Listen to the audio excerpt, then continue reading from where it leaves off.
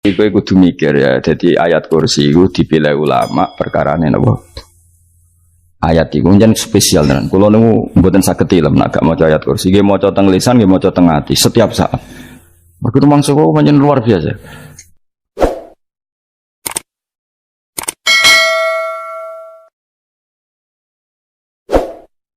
Allahu ta Allah iku Allahu la ilaha illa huwal hayyul qayyum. Al hayyu zat sing urip. Mergo sing gampang bedakno Allah mbek Nabi Isa, ambek berhala, ambek semuanya yang disembah selain Allah adalah kehidupan. Kita gampangane tau ngidolakno Isa kaya apa, tapi akhirnya kecewa nak dianggap pangeran. Mergo nyatane cara mereka pun Isa mati disalib. Utawa cara Islam Isa iku diangkat. Di itu objek. Apapun hebatnya Isa diangkat, diposisikan di langit, di kerennya apa? Jenenge di itu objek. Berarti yang keren adalah subjeknya, yaitu Allah Subhanahu wa ta'ala. Terus kita ini sebagai orang itu punya ketakutan. Nak pangeran mati ku piye? Nak kowe mati kan gak punya akibat apa-apa. Srengenge tetap baik-baik saja. Sistem falak galaksi baik-baik saja. Sistem alam baik-baik saja. Wong sing mati kowe. Bayangno nak sing mati pangeran. Maka ketakutan seorang mukmin adalah apa? Punya Tuhan yang mati. Kemudian itu diobati bahwa Tuhan kamu itu Tuhan sing aman, al-hayyu sing selalu hidup. Kemudian disifati lagi al-qayyum. Apa artinya hidup kalau bergantung orang lain, bergantung makhluk lain? Itu gak keren, karena bergantung itu gak keren. Al-qayyum, yang Allah itu zat yang berdiri sendiri. Oh, itu kan terus sempurna. Lu kan maca ayat kursi sempurna. Bejane Gusti kula maca ayat kursi. Kowe ora maca iku kasihate mbahmu. Bocah kok. Oh, bocah ora bakat wali. Uteke wis elek. Kabeh dimaterekno. Kasihate apa nek maca ayat kursi? Kasihate mbahmu. Jimat ya seneng. Kulo ya seneng. Maksudnya tapi mbok gedhingi teman-teman yo ora oleh menjadi rezeki dhewe kadol jimat ke piye. Sing iso ngatur rezekine wong sapa wis keben muga disepuro pangeran. Ra disepuro ora apa-apa, kelakuan kok ngono iku piye. Wis terserah pangeran ae. Jadi Allahu la ilaha illa huwal hayyul qayyum. Kemudian setelah hidup itu bisa saja gak peduli kita karena pas ngantuk atau pas tidur. Terus disifati la ta'khuduhu sinatu walana. Dan zat yang hidup itu tidak pernah ngantuk, tidak pernah tidur. Akhirnya kita ini nyaman, punya Tuhan yang spesial yaitu hidup dan berdiri sendiri, tidak ngantuk, tidak tidur. Terus budi lahu ma fis samawati wa ma fil ardh. Dan miliknya Allah semua yang ada di langit dan bumi. Keren.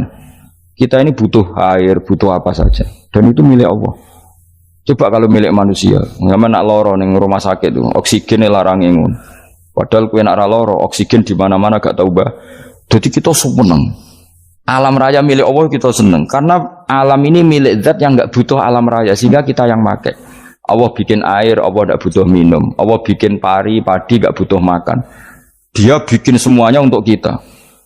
Padahal itu kita tidak ikut pun. Punya akhirnya seneng mbek pangeran. Cek apike jenengan Gusti gawe ra melok nganggo. Sing nganggo kita-kita ini. Coba aku ora roh gawe rokok gunane apa ora roh. Ya gunane pekerjaan Gus, menyerap tenaga. Ya wis sauri-urimu. Sementing kowe roh gunane rokok. Paham nggih? Roh gunane rokok roh carane mandorot kanggo kowe. Dadi padha roe lah sementing. Ya ora apa-apa tapi. Lalu senang berguyon kiai ini.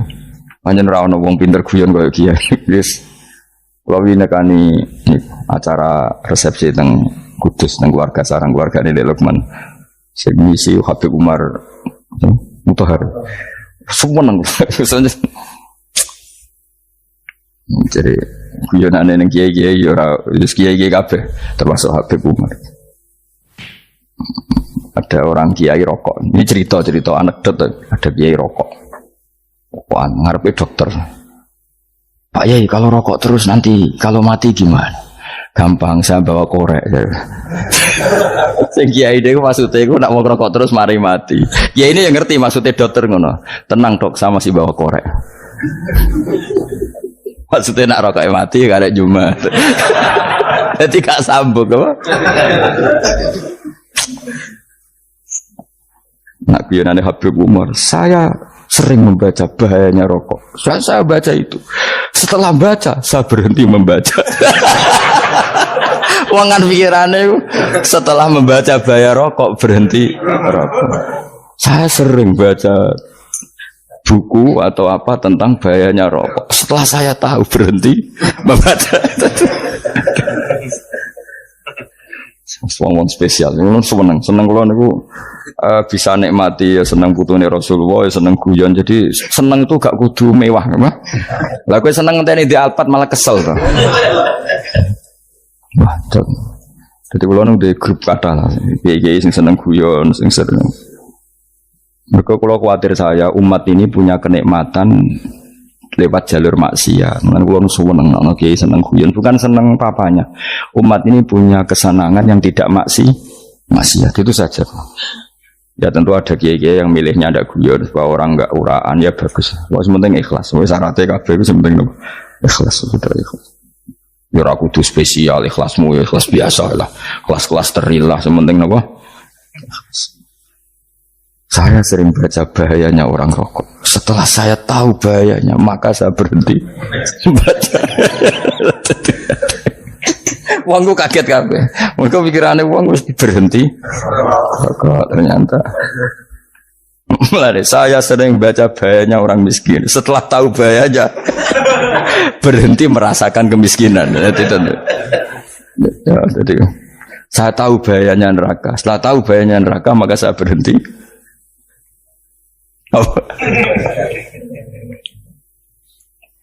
Ya, jadi terus disebutno lahu ma fis samawati wa ma fil ardi. Terus kita nyaman. Kayak apa kalau alam raya ini milik Cina, milik singkek, milik non muslim atau milik wong Islam sekalipun. Mesti apa-apa tuku. Repot. Tapi berhubung alam raya ini milik Allah, kita nyaman. Mergo wa izzat sing super lomo, super dermawan, super semuanya. Akhirnya nyaman. Gamane iso turu. Kan kula nang rumah ayat kursi ora iso turu, pe turu. Dan ya maca lesane enggak ati kula maca. Lahu ma fis samawati wa ma. Terus manggal ladzi yashfa'u indahu ila bi'izni. Ketika Allah itu segalanya, tentu yang punya otoritas syafaat, punya otoritas apa saja nunggu izinnya Allah Subhanahu wa taala. Ayat yang spesial. Kemudian kiai-kiai punya cara supaya umat itu hafal. Dibikinlah metode tahlil maca bareng-bareng. Tapi kemudian ya sudah itu nasibnya terus kurang baik. Nasibnya kurang baik. Hanya ada yang bid'ahkan, ada yang setengah-setengah afirno. Sing maca ya padha dene ra paham mbek ngantuk bantuk berkat mulai sudah akhirnya terus. Lah sampean bela bela sing bener wis takok provokator. Sing jelas latih maca iku terus. Dadi Allah pirsa nak macamu ora golek berkat. Enak mau tahu tahlil hati. Eling apa tahu hati? Benda apa? Oh yang pangeran kok ngenteni wae. Apa iku tunggale.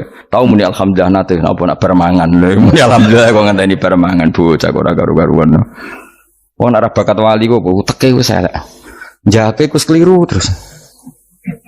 Masih wong khusuk lah, ora bakat wali, khusuk tok tapi wis ruwet, uripe ku ruwet. Lahu ma fis samawati wa ma fil ardi man dalladhi yash'indahu illa ya'lamu ma baina aydihim wa ma khalfahum. Dan Allah tahu apa yang di depan kita, di belakang kita. Terus kita lagi-lagi nyaman. Kayak apa misalnya kita yang lemah ini tidak dalam pengawasan Tuhan. Jika mana kalau misalnya dia anak cilik, anak itu tidak nyaman kalau ketika main gak didelok orang tuanya, karena dia tahu ada hal-hal yang dia tidak bisa menggapai dan butuh setiap saat pada orang tuanya untuk membantu menggapai itu. Jadi anak masih seneng dolanan, sukanya diperhatikan tetap. Nah kita ini seneng sekali untuk main yang dunia ini pengiran diperhatikan Allah Ta'ala, karena Allah selalu tahu kita. Jadi terus nyaman. Jadi semua ayat itu menjadikan kita nyaman. Nanti kaji Nabi ora saris durunge maca ayat kursi, ora saris durunge maca surat Musabbihat. Dan saya dalam banyak hal niru itu. Nabi urung sari nek ora maca surat Hasyr. Nah aku ijazah iku kowe ora mungkin surat Hasyr ning juz pira kira roh kok dijazahno. Sing iku lho sing diakhiri sudi law anzalna hadzal qur'ana ala jabalil la ra'aitahu khashi'am. Itu tapi malah kok ngarep subhanallahi ma fis samawati wa ma fil ardi wa huwal azizul hakim. Terus waladzi akhrajal ladzina kafaru min ahli kitabim. Ya bener subhanallahi ma fis samawati wa ma fil ardi terus. Tak terusnya terus walladzi akhrajal ladzina kafaru min ahlil kitab min diyarihim li awalil hasyr wa dzanantum ayakhruju wa dhannu annahum mani'atum husunuhum min Allah fa'atahum tak terusnya serang rapal. Akhirnya ya itu tadi terakhir apa? Ya'lamu ma baina aydihim wa ma khalfahum wala yuhituna bi syai'in min 'ilmihi illa bima. Dan seseorang itu tidak punya ilmu kecuali dengan kadar dikehendaki Allah. Bahwa kita ini selalu objek. Punya ilmu ya dikasih, punya rezeki ya dikasih, punya apa saja di. Sehingga status kita makhluk, statusnya Allah khalik, statusnya Allah itu memberi, statusnya kita hanya penerima. Itu bahkan termasuk bab ilmu. Bab ilmu itu taunya kita ya hanya diberi. Illa bima wasi'a kursiyus samawati wal ardo, dan kursinya Allah itu meliputi langit bumi, sehingga kita tahu wah keren. Terus wala ya'udu hifdzuma, dan ketika alam raya sebesar ini Allah tidak pernah capek mengurusnya. Ya, sampean tak pasrahi gawe kok ngrumat srengenge. Sampean ngrumat listrik omahmu lho, kadang kabel pedhot, dope pedhot. Iku Allah ngrumat srengenge mulai digawe nganti saiki. Gak tahu mati, gak tahu bayar. PLN lho, kon gawe 0, sekian gak tahu rusak setahun, kon jamin ora ngara iso. Allah gawe srengenge mulai Nabi Adam nganti saiki ora tau bengkelno. Enggak gak tau mikir ngono, jen ra wali. Lah srengenge misale error terus pangeran ngumumno, leren sik 3 wulan lagi ditoto. Ya repot dul-dul. Ngono kok ora tau mikir bocah kok. Lan utek sing anut wali-wali itu teke waras. Duit, ora di duit sumpah, di duit seneng, semua tok pikiran. Ora tahu kagum, mbak seringi, ora tahu bengkel, ora tahu. Mereka emang ora bakat wali, itu teke wis. Innalillahi wa inna ilaihi raji'un. Ngono kok urip ngono. Habis ben urip pancen wong wae apa? Mati rame-rame apa? Untunya nek ora ono ya sepi tenan. Gak ana wong gawa nasa ilfat ngalor gitu. Ngaji sepeda dibayar gua paham yang mulai apa yang mulai nggak takut ibu juri barang mau kaji mau Gus Pak nerangno apa delok rekamane ate dah wae tapi aku luwih seneng ngono timbang kowe nyimpulno malah tambah keliru kabeh. Kulo niku paling asline paling ra cocok ngaji disimpulno. Uteke beda kok nyimpulno terus piye. Tapi dilarang piye niate ya seneng tapi didukung mesti keliru. Wong nyimpulno keliru. Mergo mesti nganggo uteke dhewe. Wis ben kok nunggu rame-rame apa. Kulo kadang mikir ya wong. Lah saiki PLN ngurus listrik sa Indonesia iku dibagi-bagi per wilayah. Jogja tok kok Bantul tok iku bengkel. Wong ge srengenge iku langsung bener terus. Nek wong bosan digawe bengi ben ra ketemu srengenge digenti bulan nek enak. Kok bosan matahari, bosan rembulan ana mendung wis turu. Damuk bojo lah laudan selali. Sekarang itu segampang itu ngatur dunia itu segampang itu. Paham ya? Jadi enak lah pokoknya urip wis enak. Pokoke kabeh anut pangeran wis enak. Wala yaudu hifdzuhuma wa huwal aliyul azim terus turu. Semun Gusti wa tak tilem seteng dunya baik-baik saja. Sowan nang mbek pangeran. Ah, lha maca ngono kok ngenteni kundangan. Kok kon dadi wali kuwi. Nah sing ora hafal ayat kursi terus ngritik. Ora hafal. Bid'ah ngono. Wis hafal lose wis darah di bitalas penting kowe hafal ayat kursi sik. Hafal? Ndak. Ayo ke ayat ke apal sih terus lagi bid'ah ora apa-apa. Jadi mereka ngono. Kayak kula misalnya bid'ah ora untuk bener, mereka ora tahlilan dah yo maca. Kula yo bingung ngadepi jenengan belondi padha ora jelas sih. Yo ayat kursi ku waca. Nah tentu ayat yang seperti ini kan enggak mungkin kualitasnya setingkat nyuwun sewu ayat waqulu wasrobu. Makanya banyak ulama sama delok teng ngene itkon teng kitab-kitab tetap ada ayat sing spesial, ada ayat sing spesial tapi tentu enggak sekelasnya. Jangan kamu katakan atas bawah nanti suul adab bekala muwah, tapi tentu spesialnya ayat kursi itu tentu super karena menerangkan Allah sendiri. Sementara beberapa ayat menerangkan hak kita sebagai manusia, misalnya waqulu wasrobu, tentu kualitas fadhilnya beda. Tapi jangan katakan klasmen, jangan karena kurang sopan dengan kalam wah, tapi tetap beda. Makanya Nabi ngendikan ayat 3 apa loco, nabi turu woco di mana-mana woco. Nabi begitu bangga dengan ayat kursi. Akhirnya kena bakul ditulis didol. Paham apa? Ditulis didol.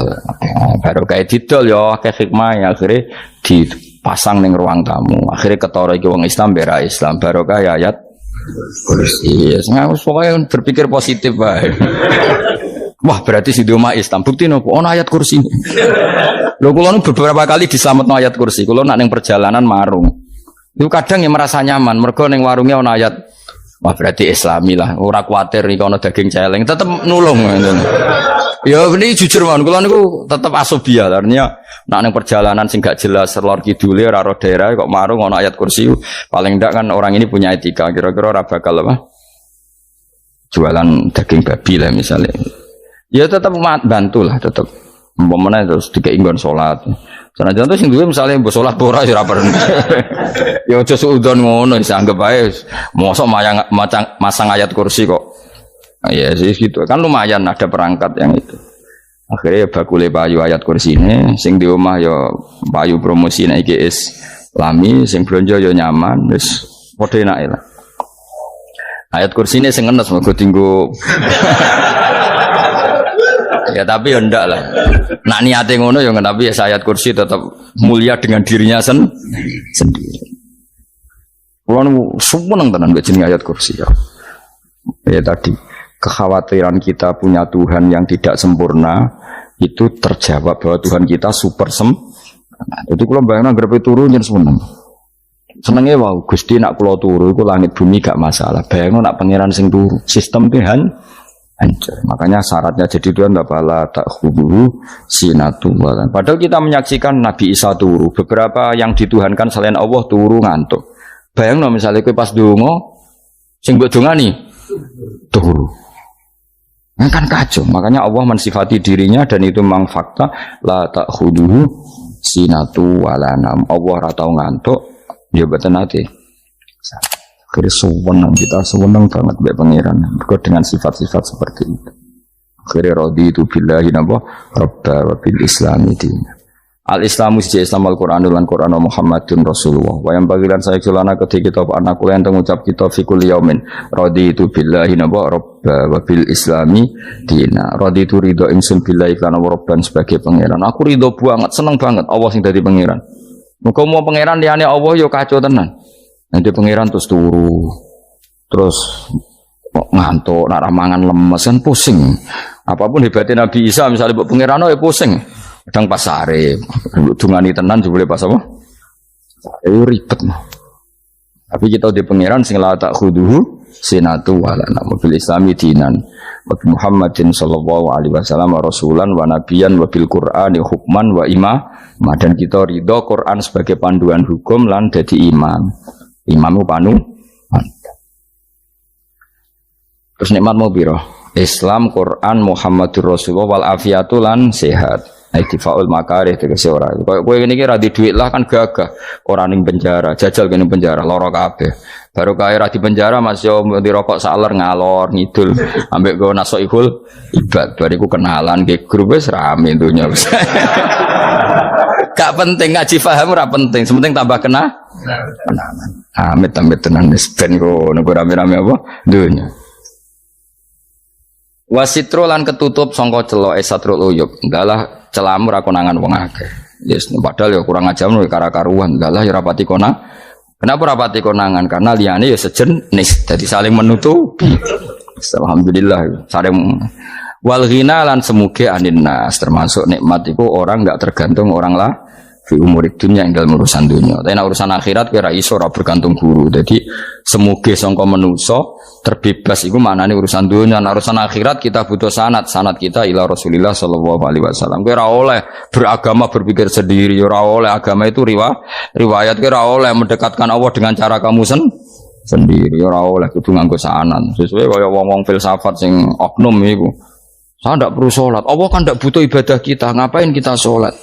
Mbahmu sing wong ngerti nek Allah ora butuh kita saja kok bogo kebanggaan mulai dhisik kiai yo ngerti nek Allah ora butuh kita yang butuh Allah. Nah mengekspresikan butuh kita kepada Allah kita nek Allah ora tau butuh bocah kok goblok ora karuan. Nah, itu karena dia berpikir cara beragama dengan pikirannya sendiri.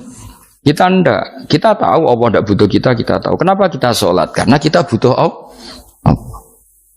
Nah, butuh Allah itu implementasi kita di ajarannya Rasulullah kita sholat.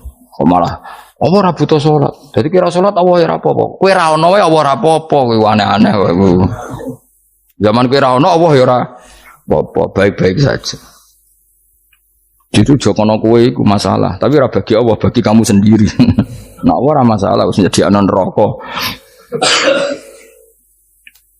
Ya jadi orang itu boleh tidak butuh orang lain tapi fi umurid dunia. Nah, urusan akhirat kalau ada butuh sanad ya wa inna hadzal ilma dinun fangzuru amman ta'khuduna dinakum. Agama ini ilmu, kamu harus punya sanad. Ya, mau misalnya kulo alhamdulillah di sanad kata lah. Keluarga saya terutama yang Mbah Mun, terus ya lain dari keluarga saya, keluarga guru kita, gurunya guru kita, sampai cara ini bernafas kita wae eling Allah mau fi kulli nafasin ada damni amillahi wa ifdal fi kulli nafsin wa nafatin wiswaya. Kita semua nafas kita. Imam Syafi'i kalau anak kula cek cilik lah tak kon ngapal lebet ini. Karena apa ya? Jangan kira Imam Syafi'i terus koyo kowe mau belajar fikih mboten. Imam Syafi'i nak ape turu niku kula apal beberapa syairnya Imam Syafi'i. Makanya saya tambah seneng ambek jeneng Imam Syafi'i. Jadi beliau nak ape sare iku apa? Qalbi bi rahmatika wa humma dzu'unusi fis sirri wal i'lani wal fis sirri wal jahri wal i'lani wal khalasi. Terus-terusan itu wa ma taqallabtu min naumi wa fi sinati illa wa dzikruka bainan nafsi wan nafasi. Jadi wa ma taqallabtu lan ora molak-malik ingsun. Cara wong Jawa iku apa? Wong turu ra iso-iso apa jenenge? Gelibakan. Ini Imam Syafi'i masuk barang gelibakan ini aku. Serepet. Santri ya. Apa mana? Sing rada Islami ngono dul. Apa? Resah Imam Syafi'i atau mikir utang iku aneh-aneh. Jadi wa mata qalabtu lan ora tau molak-malik ingsun. Maksudnya cara omong lho, cara bahasa kasare gelibakan. Fi naumi ing dalem turu ingsun wa fi sinati lan ing dalem ngantuk ingsun. Illa wa dzikruka kecuali eling teng jenenganmu benan nafsi antarane jiwaku wan nafasi lan nafasku. Wa ma taqallabtu fi naumi wa fi sinati illa wa dzikruka benan nafsi wan nafasi. Jadi ulama dhisik itu beliau tidak bikin syair, tidak bikin nadzuman, spontan tuh muji Allah. Nah saiki ora sing madzhab Syafi'i kaya kowe wape turu ra iso glebakan. Mari rong mangan. Akhirnya mau mangan sih, barang mangan warak rokokan lega terus mau ngorok turu ya Allah karim ya urip ya Allah. Jadi misalnya ra iso turu pikiran pertama, mari kurang mangan. Mangan warak rokokan saler terus apa? Turu ngorok. Wah karim setan min hawalika kanan kiri setan Pak. Padahal ulama dhisik ape turu wudu se maca tasbih se bariku angen-angen pangeran Rabbana ma khalaqta hadza batila terus bismika Allahumma ahya bismika amun terus bismika wada'tu jambi wa bismika arfa'u Allahumma rabbas samawati sab'i wa rabbal arsyil azim rabbuna wa rabbu kulli syai' falikal habbi wan nawa iku donga turu ora ngarapal donga aku yakin wis aku muni wah Gus Bak ngenyek wong tak tes malah aku isin yo dongane turu iku sing terkenal loh, donga turu, mbek donga ngaji padha. Allahumma bismika Allahumma ya, bismika Allahumma. Mergo kiai kota, Bu, tahu doa ngaji? Enggak tahu Pak Ustaz, dongane bismika Allahumma ya, bismika. Loh Pak Ustaz itu doa tidur. Karena kalau ngaji nah jare kiai. Donga turu mbek ngaji ku padha. Aku dhisik wis kal. Maksude ku piye kok donga turu mbek ngaji padha. Jebule nak ngaji turu. Ana nek ngaji dongane apa bismika Allahumma ya bismika terus ngaji. Faslon wis tok ndi-ndi. Serepet. Wis rame-rame. Jute yo urip apa? Wal afiatul lan afiate difaul makare tegese ketolak sanggo barang sing ora seneng. Pokoke kula suwun nggih pokoke jenengan sing seneng pangeran iki sai-saisamu. Pokoke piye-piye sifat dasar wong mukmin ya walladzina amanu asyaddu hubban lillah. Misale ora iso asyaddu ya sementing hubban. Ya tentu asyaddu itu wong mukmin banget senenge ning pangeran. Yen nak makom ora iso asyaddu ya sementing ana senenge. Ya ana apa? Ana senenge wis dengan kadar yang kelasem lah sampai iso. Lah nak makome para wali ya asyaddu banget seneng. Mau apa turu nak orang mau ayat kursi gak lego ya paham. Cukup mau ayat kursi bedak tahlil. Mulane aku seneng ono sing ngritik aku seneng. Ben rame itu ben seru. Sing ngritik ya muga-muga apal tahlil. Jadi ngritik itu fair, ora apa-apa apal terus ngritik. Mun tahlil sing ngomong sholli Abdullah sholati ala sate meneng kabeh wis. Iku men ada sing ngritik sing melok ora apal. Pokoke ujug-ujug muni wo filun.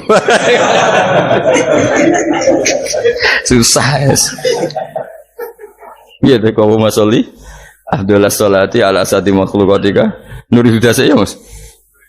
Nuri huda terus. Oh, aku sing guri semua orang kopi. Ada sing ramai ini tok. Mak kiai ini apal, profesi ini apal bener.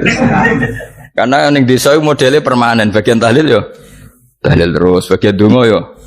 Jadi sehingga kiai dongo kok digeser jadi mimpin tahlil yo gagap. Lo akeh lo kiai ngalim kon mikir tahlil yo mikir mergo. Wah dateng daerah kula kiai ngalim bar kon mikir tahlil terus mau maca lelel wedok. Wah niki wis mumpun niki mumpun tak takoki kene apa? Kapal. Dene rapal urutane iku rapal. Iku kan butuh apa ya? Butuh keahlian gitu. Repot. Kok gini sing tahlil loro. Kapok ngene. Aku lah tetap apal tapi singkat aja. Iku ngono ono sing luwih ahli to. Sing guri wis. Sing guri kacau meneh tahlil dening kiai iki sing guri sampe wah suwi iku. Mergo terkenal mbah iku nak tahlil. Ada masyarakat repot bareng diumumno BMC tahlil dipimpin kiai niki. Sing guri jabe wah suwi. Aduh. Nah, gerdo mau dening Gus Wados wah cepet mesin Gus Wados. Aku mergo ngono donga suwi ra mesti mandi ya sadok cepet ta yang timbang donga nguri. Sing nguri mesti gremeng ana wong gak terkenal dongane suwi dijeng wis nguri. Waduh apa? Sawe. Mergo pikirane wong-wong wis nang berkat dibagi mulai. Mulane sing kritik ku keben ben balance ben seimbang. Cuma kalau suwon sing kritik ya kudu ngergani lah piye-piye iku umat dilatih kenal pangerane lewat kalimat toy. Karena itu cara kan. Coba nak wis kenal yo aja waca bendak tahlil, tapi turu yo diwaca ning omah yo diwaca. Tapi aja waca ngarep bojomu kok dikongko jambi-jambi ben ora nyoal blonjo. Waca dhewean ning kamar dinikmati. Mbok waca ngarepe bojomu pas auzubillahi minasyaitonir rajim. Bojomu riwat, memang aku setan. Malah perkara tok. Enak memang dia barani minas setonir rajim. Ya nak maca kok banter-banter ngomong ngarepe bojomu pas liwat pas apa auzubillah. Minas setonir rajim. Bojomu ngamuk malah repot. Anas sange Anas anan Nabi sallallahu alaihi wasallam kala dawuh sapa Nabi dawuh yaqulu dawuh sapa rabbukum pangeran sira kabeh fil hadis qudsi dalam hadis qudsi dawuh ya ibna adam ya anak adam tafarrugh tenanono sira li ibadah tafarrugh fokus faragh fokus tafarrugh fokus sira tapi mosok ki iku maknane fokus apa iku maknane apa tenanono sira li ibadati krana ibadah ingsun amlak mongko ngebayi ingsun kalba kae ngati sira hinan ing semuge kowe atimu kebai eling aku mesti atimu sugih wa amlak lan ngebayi ingsun ya deka ing ngarepmu rizkon apane rezekine utawa rizkon ing rezeki wis aku iku eling aku tenanan mesti atimu tak gawe ati sing cukup lan rezekimu tak cukupi ya ibna adam la tabat aja ngedoh sira ani sange ingsun aja geman adoh kok aku kaya apa apike pangeran zat sing gak butuh kita tapi mengandani kita kowe kok jadoh kok aku wis sing parek aku mergo kaenak adoh kok aku amlak mongko nut apa jenenge ngebayi ingsun kalba kafakron kowe nak adoh kok aku mesti kowe fikir Nek aja sampai kowe yo fakir ati, fakir donya. Mergo ada kok pengen. Wong ada kok pengen di almla qalbaka fakran. Wa amla ulan ngebaying sun yade ka ing tangan loro sira syukulan ing sibuk. Akhire wis ada pangeran sibuk tapi ora dadekno barokah uripe. Iku lara-larane wong kaya ya sibuk kangelan jebule ora dadi barokah mergo ada saking pangeran. Ruang riwayat hadis sapa Tabrani Imam Tabrani wal Hakim.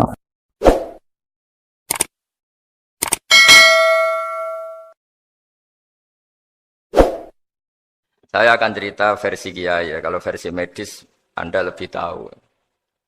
Kalau versi Kiai itu kematian itu dianggap hal yang sebetulnya ada versi Kiai ya. Semua orang tahu lah pasti mati itu. Cuma inginnya mati itu kan macam-macam. Inginnya ya setelah kaya, terus setelah mapan, terus menangi anaknya mapan, cucunya mapan gitu.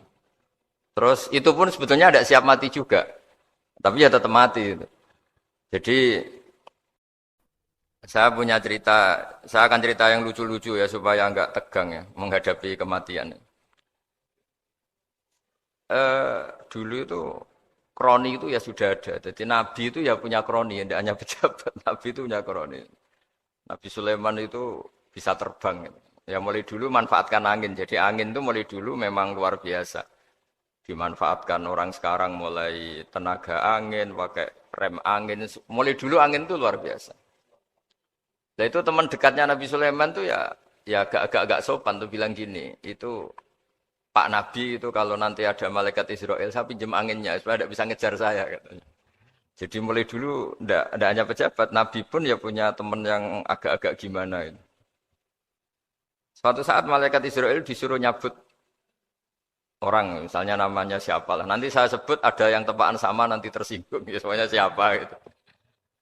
Yang jelas namanya ada Agus tidak Bambang karena bahasa Arab. Itu orang ini cabut di India. Nabi Sulaiman kira-kira ya di Palestina kira-kira itu. Si orang ini ternyata di dekat Nabi Sulaiman. Nah karena Nabi itu kan orang hebat lah, sehingga malaikat ya kadang silaturahim ke para nabi. Israel sendiri ya kadang-kadang silaturahim ke para nabi. Silaturahim yang paling enggak disukai ya silaturahimnya malaikat Israel. Datang ke Nabi Sulaiman, sebenarnya niatnya silaturahim. Ternyata ketemu orang itu. Kaget malaikatnya. Waduh ini gimana ini? Saya disuruh nyabut di India, kok orangnya di Palestina. Nabi Sulaiman kira-kira di kawasan Palestina, di wilayah yang katanya Israel itu. Karena Palestina kita tahu kan, menurut pemerintahan Israel itu wilayah Israel, menurut Palestina pemerintahan apa? Palestina. Tapi Indonesia alhamdulillah sampai sekarang itu enggak mau atau tidak punya hubungan diplomatik dengan apa? Israel. Sehingga kita harus mengistilahkan Palestina untuk warga Indonesia. Kaget malaikat ini katanya disuruh nyabut di India kok ada di sini. Nah si kroni ini, si orang yang itu melihat malaikat Israel, entah kenapa kok dia bisa melihat itu. Mungkin punya kekuatan tertentu karena dekat Nabi. Kaget dia. Malaikat melihat dia karena janggal ya, disuruh nyabut di India ke orangnya di Palestina. Si orang ini melihat malaikat juga takut. Malaikat itu punya hawa yang luar biasa. Akhirnya bilang ke Nabi Sulaiman, ya Nabi Allah tolong pinjemin saya angin untuk saat ini juga saya bisa terbang ke India. Dipinjemin sama Nabi Sulaiman. Akhirnya orang itu sampai ke India. Dikira angin itu sudah segala-galanya sampai India. Terus malaikat senyum, seneng dia. Wah ini sesuai protokol. Karena andai kan orang itu tetap di situ, malah malaikat gak berani ngambil. Karena prosedurnya harus ngambil di India. Jadi andai kan dia tetap diam di situ, sebenarnya malah gak masalah. Karena gak sesuai apa? Panduannya harus karena dia terbang di India, malaikat itu nyusul ya terus diambil karena sesuai apa? Ya sesuai perintah harus memang diambil di India. Nah, kemudian saya akan memang dipesenin untuk memperkuat apa ya, nakes, teman-teman semuanya lah pasien. Tapi saya cerita dimulai dari yang seperti ini. Ini saya sengaja karena memang ya hidup itu seperti inilah. Pasti kita semua akan mengalami kematian. Cuma inginnya kita ya hidup itu ya sehat. Ya, terus kalau mati itu ya tidak punya utang karena berat nanti utang. Saya tidak tahu fikihnya itu. Kalau utang pribadi itu hisabnya berat. Kalau utangnya lembaga itu gimana ya? Dihitung salahnya direkturnya, apa dihitung salah karyawan yang minta naik apa? Gaji. Saya tidak tahu kayak utangnya Indonesia itu yang disalahkan itu menterinya apa presidennya, apa yang selalu mengajukan gaji 13. Tidak tahu itu karena di kitab tidak dibicarakan tuh, yang dibicarakan utang-utang apa? Pribadi ya. Kalau yang utang-utang lembaga negara itu nanti tak tanyakan malaikat auditornya ini gimana cara apa? Itu yang disalahkan menterinya, apa presidennya, apa direkturnya, apa pengajuan proposal itu. Nah, singkat cerita itu kalau ngadepin kematian atau sebenarnya yang ngadepi kehidupan juga kita ini. Inna sholati wa nusuki wa mahyaya wa mamati lillahi rabbil alamin. Saya bicara ilmunya kiai. Misalnya si A itu sebenarnya sudah ditulis dia mati karena kecelakaan. Yang satu ditulis mati karena sepuh, karena tua. Yang satu mati karena tersedak, yang satu mati karena ngelindur. Mungkin yang satu mati karena tenggelam. Sehingga sebetulnya andaikan kita melihat Loh Mahfud, kita ini ya naif. Saya berkali-kali ngaji bilang, kadang kita ini takutnya sampai angking takutnya dari motor ngelamun, gara-gara ngelamun kita. Andaikan malaikat itu kok suka bully, tawain gitu. Kamu catatannya kecelakaan kok yang kamu takuti apa? Covid. Tentang sejarah misalnya kita pernah hidup menanamkan kebencian sesama terus ke bawah. Anak cucu kita dikandani jogeman cocok wong iku musuhnya bapakmu, mbahmu itu. Sehingga anak cucu itu dendamnya diwariskan. Wong dendam kok dia apa? Wariskan. Termasuk utang itu. Ketika kita jabat ingin rumah sakit ini mewah, pikiran yang kok isdadi, aku seleren semikir direktur berikutnya. Itu tidak tahu itu nanti hisapnya ke siapa. Saya ulang lagi ya. Maka dalam satu ayat dikatakan laqad kunta fi ghaflatin min hadza fakashafna anka ghita'aka fabasarukal yauma hadid. Manusia ketika di dunia itu dianggap tidur. Tidur itu dengan tanda kutip itu bodoh. Bodoh itu tidak tahu. Fakashafna angkal ghita'aka. Nanti setelah kamu mati itu pinter. Tapi ketika Anda pinter, sudah meninggal, sudah tidak bisa memperbaiki kesalahan-kesalahan kita. Nah, kenapa kita dikatakan sekarang ini tidur? Karena kita ini sering menyaksikan sesuatu yang sebetulnya tidak ada hubungannya dengan kita. Tidak ada hubungannya dengan kebutuhan kita. Misalnya kita ngelamun, berkhayal, ingin hidup kaya raya, sejahtera, jabat, orang lain anak buah semua. Ternyata itu enggak penting ketika kita di akhirat. Yang penting adalah Anda meninggal dalam keadaan menghamba kepada Allah Subhanahu wa Ta'ala. Saya berkali-kali ngaji kalau saya berkali-kali bilang, andaikan hati kita nanti direkam Allah, nanti di akhirat sudah direkam. Orientasi kita direkam nanti. Pak Agus misalnya ingin punya mobil, punya rumah mewah, punya apa. Terus orientasinya gitu. Di depan Tuhan yang menyuruh kita, mensyariatkan kita, inginnya itu ya jadi hamba Allah terbaik, jadi kekasihnya Allah, jadi hamba yang bersujud, dari hamba yang bersedekah. Jadi ini kan tidak sambung, ada cita-cita versi Allah yang dianjurkan Allah, yaitu bercita-cita jadi hamba yang soleh, yang bermanfaat, yang memanfaati orang banyak. Kemudian ini ada cita-cita yang hadzun nafsi, ingin mapan, semua orang anak buah. Hal-hal seperti ini itu harus kita jaga, jangan sampai terjadi. Makanya di semua kitab, pertama mendahulukan bab niat. Niat itu ya, faman kana hijratuhu ilallah wa rasulih, fa hijratuhu ilallah wa rasulih. Orang baik itu orang yang orientasinya itu menuju Allah Subhanahu wa Ta'ala. Lalu yang kurang baik adalah orang yang orientasinya itu ya harta, perempuan, pokoknya inginnya itu hal-hal yang kepentingan dirinya sendiri. Nah lalu kenapa kita kadang tidak tahu? Ya tidak tahu itu karena tadi, kita kalau tidak wiridan itu tidak punya efek samping. Kan?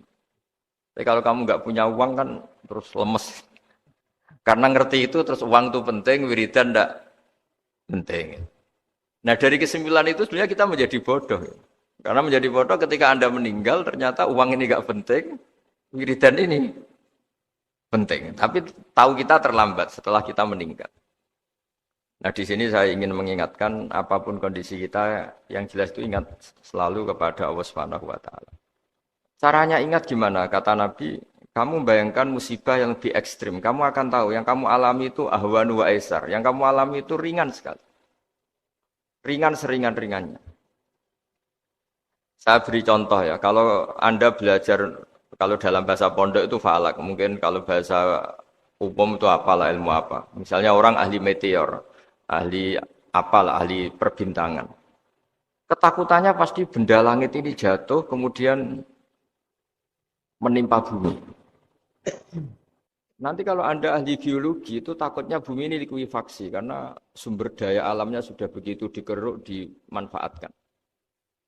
Nanti yang ahli teroris atau yang ahli ekstremis itu takutnya itu ada teroris. Yang ahli sosiologi takutnya Indonesia itu chaos. Kalau chaos ya saling bunuh, saling apa. Jadi semuanya ini ketakutan ini semuanya mengarah terhadap kematian.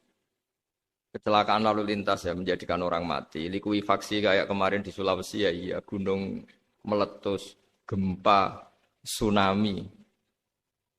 Nah ketakutan yang menjadikan kematian sebenarnya banyak. Kalau baru tsunami aja ya orang takutnya ke tsunami. Nanti kalau ada kematian gempa ya takutnya gempa. Kalau temanya COVID ya takutnya COVID. Terus kalau ada tetangga mati karena ngelindur ya baru gue nak turu hati-hati kok nak mati ngelindur.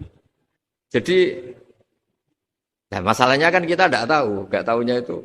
Ya tadi takutnya COVID ternyata catatannya itu mati kecelakaan. Takutnya kecelakaan ternyata matinya itu ngelindur.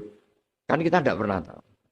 Dari tidak pernah tahu itu kemudian agama datang dengan anjuran sudahlah kamu tawakal bahwa semua urusan kamu di tangan Allah Subhanahu wa taala. Inna sholati wa nusuki wa mahyaya wa mamati lillahi rabbil alamin la syarikalah. Yes, ibadah kita, salat kita, hidup kita, mati kita semua di tangan Allah Subhanahu wa taala. Sehingga dengan berpikir begini ini melihat COVID itu ya kayak melihat potensi kematian yang lain kayak karena gempa, likuifaksi, kecelakaan, karena ngelindur, karena macam-macam. Kenapa saya membuat atau menyarankan ya supaya orang berpikir demikian, supaya bersyukur bahwa kita ini dihimpit, disekelilingi penyebab kematian tadi. Kalau kita ahli meteorologi mungkin takutnya itu asteroid jatuh, terus kemudian meteor jatuh yang nggak habis digesek oleh sistem alam, terus macam-macam. Yang ahli gempa juga takutnya gempa, yang ahli tsunami takutnya tsunami, yang ahli sosial takutnya Indonesia chaos, kemudian saling apa? Bunuh, saling apa, dan sebagainya, dan sebagainya. Nah dengan keadaan seperti ini, kita ini baik sekali. Bukan sekedar baik, baik sekali. Kita tidak mengalami chaos sosial, kita tidak mengalami likuifaksi, kita tidak mengalami benturan benda langit di bumi kita. Karena itu sekali terjadi, bukan 1-2 lagi, tapi habis seluruh Indonesia, mungkin seluruh dunia. Nah di sini cara Allah membuat kita selalu bersyukur bahwa hal-hal itu tidak terjadi. Jadi ada sebuah ayat yang Allah selalu mengingatkan, Aamintum man fis sama ayakhsifa bikumul ardo fa idza hiya tamur. Kamu boleh sekali-kali berpikir, bumi ini justru potensinya itu likuifaksi, potensinya itu hancur karena di bawah itu ada magma, ada apa minyak, ada macam-macam. Ini kan di bawah ini kan ngerongkong cara Jawa itu karena diambilin terus. Piro-piro diambil ya ini ya ono masih bisa dipakai. Belum sistem bumi sendiri wafil ardi kita mutajawirat, bumi sendiri itu berupa lempengan-lempengan. Setiap saat itu potensinya geser, sekali geser ya jadi gempa itu. Terus belum benda langit yang potensinya juga jatuh, sekali jatuh ya habis kita. Jadi yang kita ini dikepung sekian potensi yang bisa menghancurkan kita. Tapi nyatanya mulai Nabi Adam sampai sekarang itu ada kehidupan, ada khayal. Sing Joko yang kepengen payu rabi, mungkin sing wis payu rabi ya mbah kepengen mbah roh. Macam-macam lah. Tapi yang jelas itu wong dikepung kematian kok ya khayalnya masih tinggi.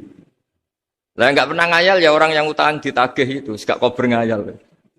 Soalnya wedine tanggal kredit itu. Tapi ini saya cerita supaya orang Indonesia itu ngerti lah bahwa yang ngepung kita itu tidak hanya COVID.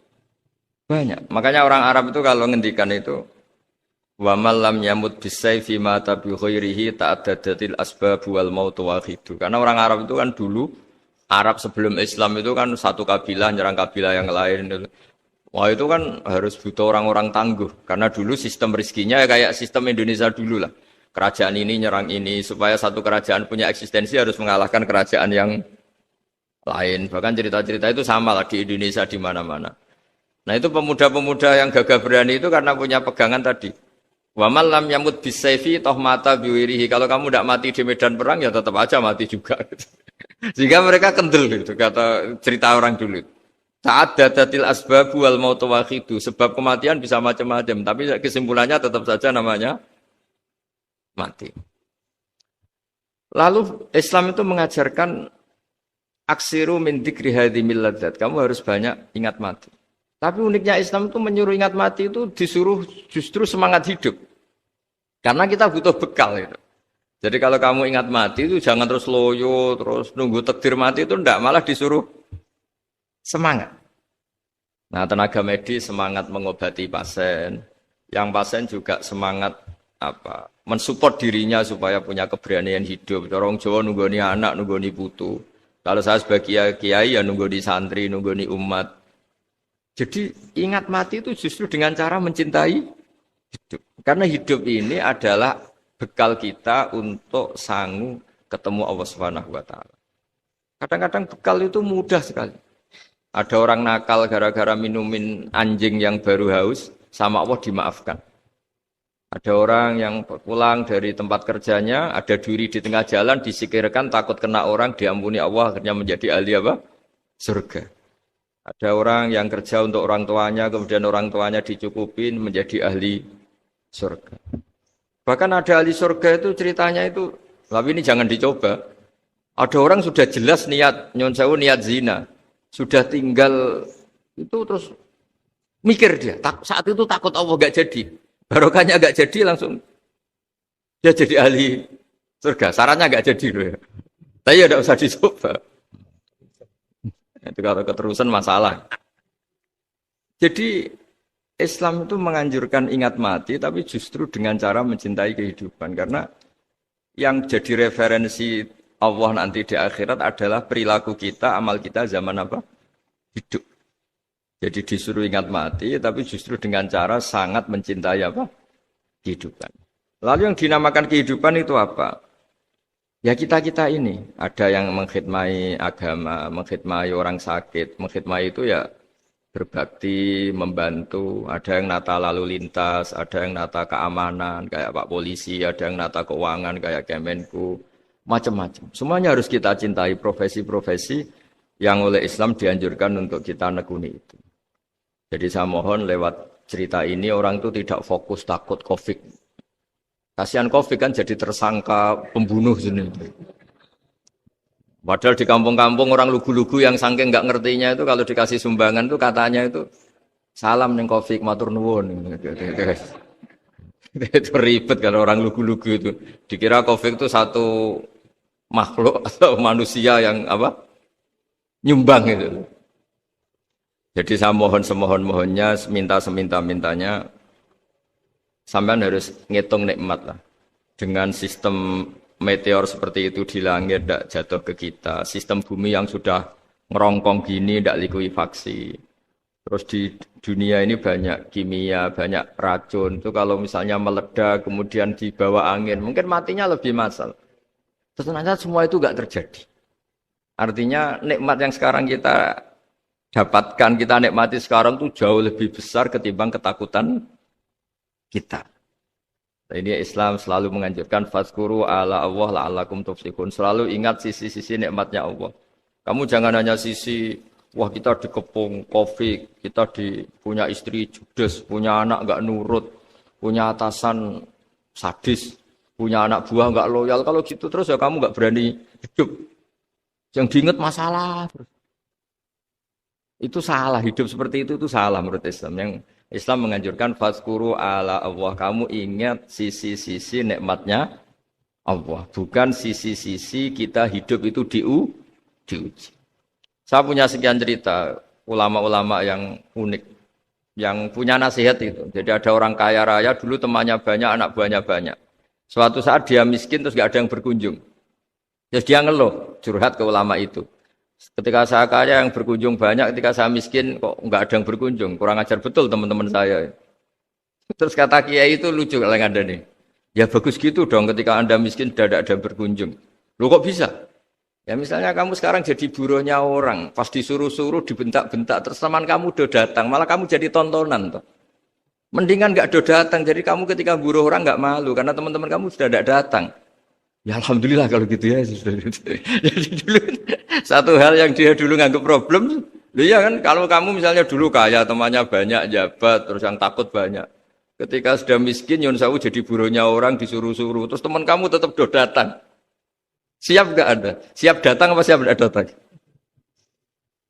Lebih siap nggak datang sebetulnya kan? Karena nggak jadi tonton. Akhirnya dia sadar. Ya gitu kalau dikeluhin, istri saya ini judes, ya sering marahin gini-gini. Ya bagus dong marahin kamu. Kalau marahin tetangga malah masalah. Coba kamu punya istri kalau marahin orang lain, pusing nggak? Mendingan marahin. Jadi pokoknya dilatih terus. Lama-lama dia bersyukur. Nah termasuk cara kita melihat kehidupan. Ada doa Rasulullah SAW yang luar biasa. Ya Allah, jadikan kehidupan ini sebagai penambahan saya untuk berbuat baik. Wal mau tarohatan li min kulli syarrin. Kalau saya engkau takdir mati ya anggap mawon ini mati itu berakhirnya semua potensi keburukan saya. Orang itu kan potensinya dua, buruk betul atau potensi buruk. Mungkin sekarang kita tidak korupsi, tapi saja suatu saat kita korupsi. Mungkin sekarang kita tidak salah, suatu saat potensi salah. Dan mati itu mengakhiri itu semua. Makanya saya berkali-kali cerita kalau ngaji, kalau orang-orang alim NU itu kalau ada bajingan mati tetap dia seksa ini baik dia. Itu tetangganya enggak mau semua. Wong bajingan kok darani baik. Tapi kiainya ngotot. Harus disaksikan kalau ini baik. Akhirnya mereka bilang ya baik-baik. Padahal di hati kiainya sudah tidak bisa garong lagi, tidak bajing lagi. Ya baiklah gitu. Jadi sehingga orang-orang soleh itu melihat hidup itu ya biasa, melihat mati itu biasa. Karena hidup adalah sarana kita menambah kebaikan dan mati adalah akhir dari segala keburukan kita atau potensi keburukan kita. Jadi Islam itu mengajarkan kita gimana menghadapi kehidupan, juga gimana menghadapi apa? Kematian. Jadi saya ulang lagi itu ajaran-ajaran Islam yang luar biasa. Jadi ij'alil hayata ziyadatan li fi kulli khairin wal mauta rohatan li min kulli syarrin. Jadi hidup menambah kebaikan, kalau kita mati anggap saja mengakhiri semua buruk kita kalau kita sedang buruk atau potensi keburukan. Saya cerita ringan tapi supaya diingat-ingat. Jadi kalau kita yang nekuni, saya tadi kan sudah bilang, kita kiai yang nekuni ilmu itu, ya tadi kita agak fokus bicara COVID. Inna waha yumsikus samawati wal ardo antazula wala inzalata in amsakahuma min ahadim min ba'dih. Kalau kamu ahli meteorologi kan melihat ini jatuh, jumlahnya besarnya sekian. Ini kalau digesek oleh atmosfer paling masih sekian, kayak kemarin Januari kan hujan meteor yang sering kena Lampung kemarin. Terus di mana-mana mesti takut kamu itu. Kalau kamu ahli gempa takutnya itu ya pergeseran lempengan bumi. Kalau kamu ahli tsunami ya takutnya tsunami. Kalau ahli sosiologi ya takutnya chaos sosial ya, sama kamu medis ya takutnya penyakit yang menular, penyakit seperti ini. Oke, kita sekarang fokus menghadapi COVID dan kita selalu berharap supaya Indonesia terbebas dari apa? COVID dan musibah-musibah yang lain. Ya tadi apa gunanya terbebas dari COVID tapi chaos sosial kayak apa terus kita, sehingga Islam selalu mengajarkan harus disyukuri lah bahwa kita sekarang alhamdulillah kita hidup harmonis. Kita kata Mbah Mun Bhinneka Tunggal Ika itu dingentikakno terus yang terakhir masalah air. Air itu sumber kehidupan. Di antara Allah mengingatkan kita adalah kul ara'aitum in asbaha ma'ukum ghoron famay ya'tikum bima imma'in. Bumi ini kan bawahnya ada magma, terus ada air. Normalnya air itu nggak ada. Secara teori itu normalnya air itu nggak ada karena bumi itu kan kalau ada air kan meresap. Sudah meresap bawahnya itu ada minyak, ada magma, harusnya air itu tersedot habis. Tapi orang saking angkuhnya, saking cueknya, ngira air itu malah potensinya itu abadi. Sebetulnya kalau menurut teori alam, air itu gampang hilang kan, diletakkan di bumi ya bumi itu meresap. Nanti bawahnya itu ada minyak, ada sebagian ada magma, ada macam-macam lah. Jadi potensi air itu harusnya nggak ada malah kalau melihat sistem itu. Tapi karena Allah saking rahmannya, air ini dijaga sedemikian rupa tetap ada. Kalau melihat sistemnya kan normalnya malah nggak ada. Makanya Allah selalu mengingatkan, in asbahama ukum khauron. Suatu saat air yang kamu pakai, yang jadi sumber kehidupan itu bisa saja tahu-tahu hilang. Mungkin tersedot oleh panas bumi atau corong Jawa niku nyeresep entek atau gimana lah cara Allah menghilangkan. Fama ya'tikum bima imain. Lalu siapa yang bisa mendatangkan air itu lagi? Ini kata para hafid, ini yang kata guru-guru ya termasuk yang dikatakan Pak Mukhtar ini, nanti orang harus ngendikan menjawab Allahu Rabbul Alamin. Hanya Allah sendiri yang bisa mengatur air ini selalu ada. Ya, coba kalau kamu pikirkan air kamu sokkan di bumi kan mesti langsung hilang, meresap ke bumi. Bumi ada bawahnya lagi, ada bawahnya lagi. Dan mungkin bukan yang paling bawah mungkin tomak, harusnya itu nggak ada. Tapi Allah saking sayangnya mengatur sistem, air itu ada dan tersedia. Tapi ketika orang terlalu cuek dan angkuh, sampai lupa syukur tersedianya apa? Air itu Allah mengingatkan, disuruh bayangkan. Kul aro'aitum. Coba bayangkan kalau in asfahama ukum khur. Tadi kan ada khataman ya, saya ikut terima kasih. Bayangkan kalau air suatu saat itu khauron menjadi hilang. Fama ya'tikum bima imai. Jadi saya tidak bisa spesifik memberi nasihat tentang kopi karena ya tadi yang bisa membunuh kita ini banyak. Ya tsunami ya bisa bunuh, gempa bisa bunuh, likuifaksi bisa bunuh, jatuhnya benda lain kita bisa bunuh. Takut tanggal utang kaget ya bisa bunuh. Macam-macam. Semacam-macam lah ngelindur ya. Kemarin mudik aja yang sebelum tertata rapi aja mudik aja berapa kemarin kalau ada apa mudik Lebaran yang tahun berapa 3 tahun yang lalu apa 4 tahun yang lalu dulu. Jadi saya mohon ketakutan kita adalah yang hakikat adalah takut jadi hamba yang tidak baik. Itu yang harus jadi ketakutan sejati.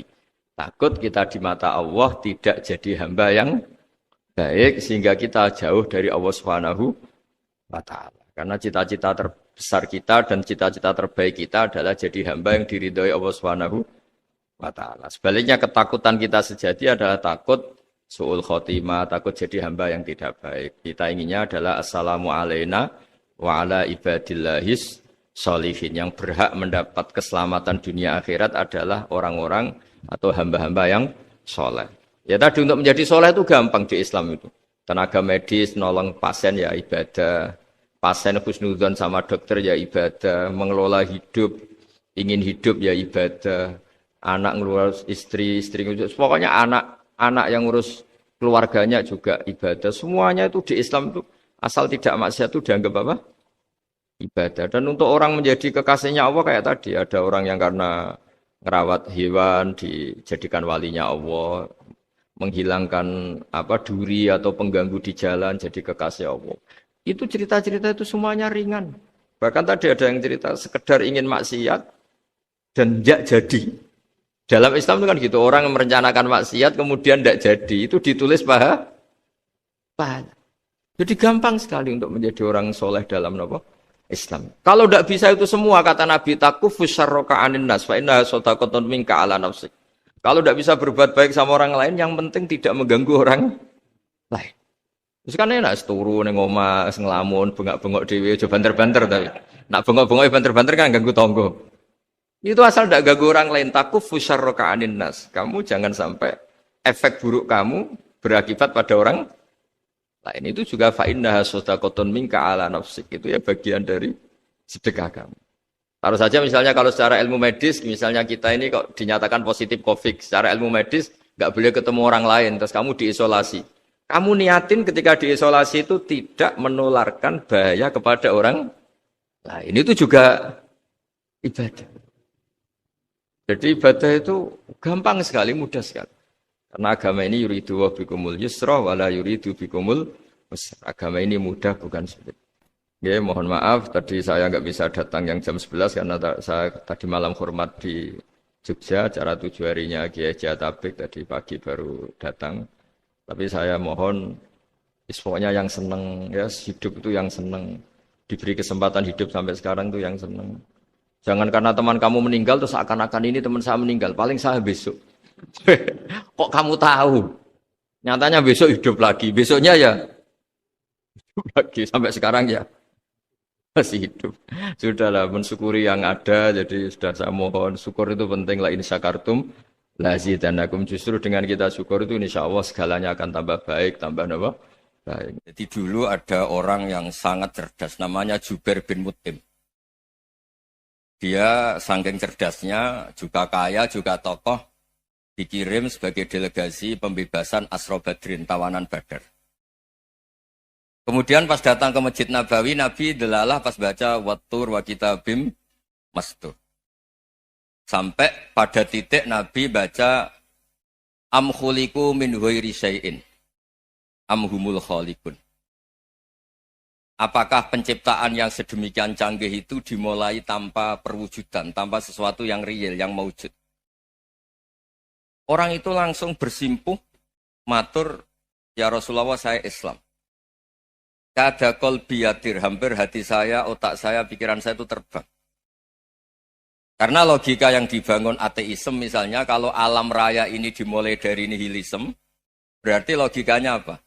Al-adamu yakhluqu maujudan. Alam raya ini kan maujud, maujud itu ada. Kalau yang lebih dulu itu ketiadaan, berarti ketiadaan menjadi sebab kewujudan. Kalau dalam bahasa Arab itu, al-adamu yakhluqu maujudan. Sesuatu yang harusnya nggak jadi faktor karena ketiadaan, menjadi faktor sesuatu yang nyata. Itu kan nggak masuk akal.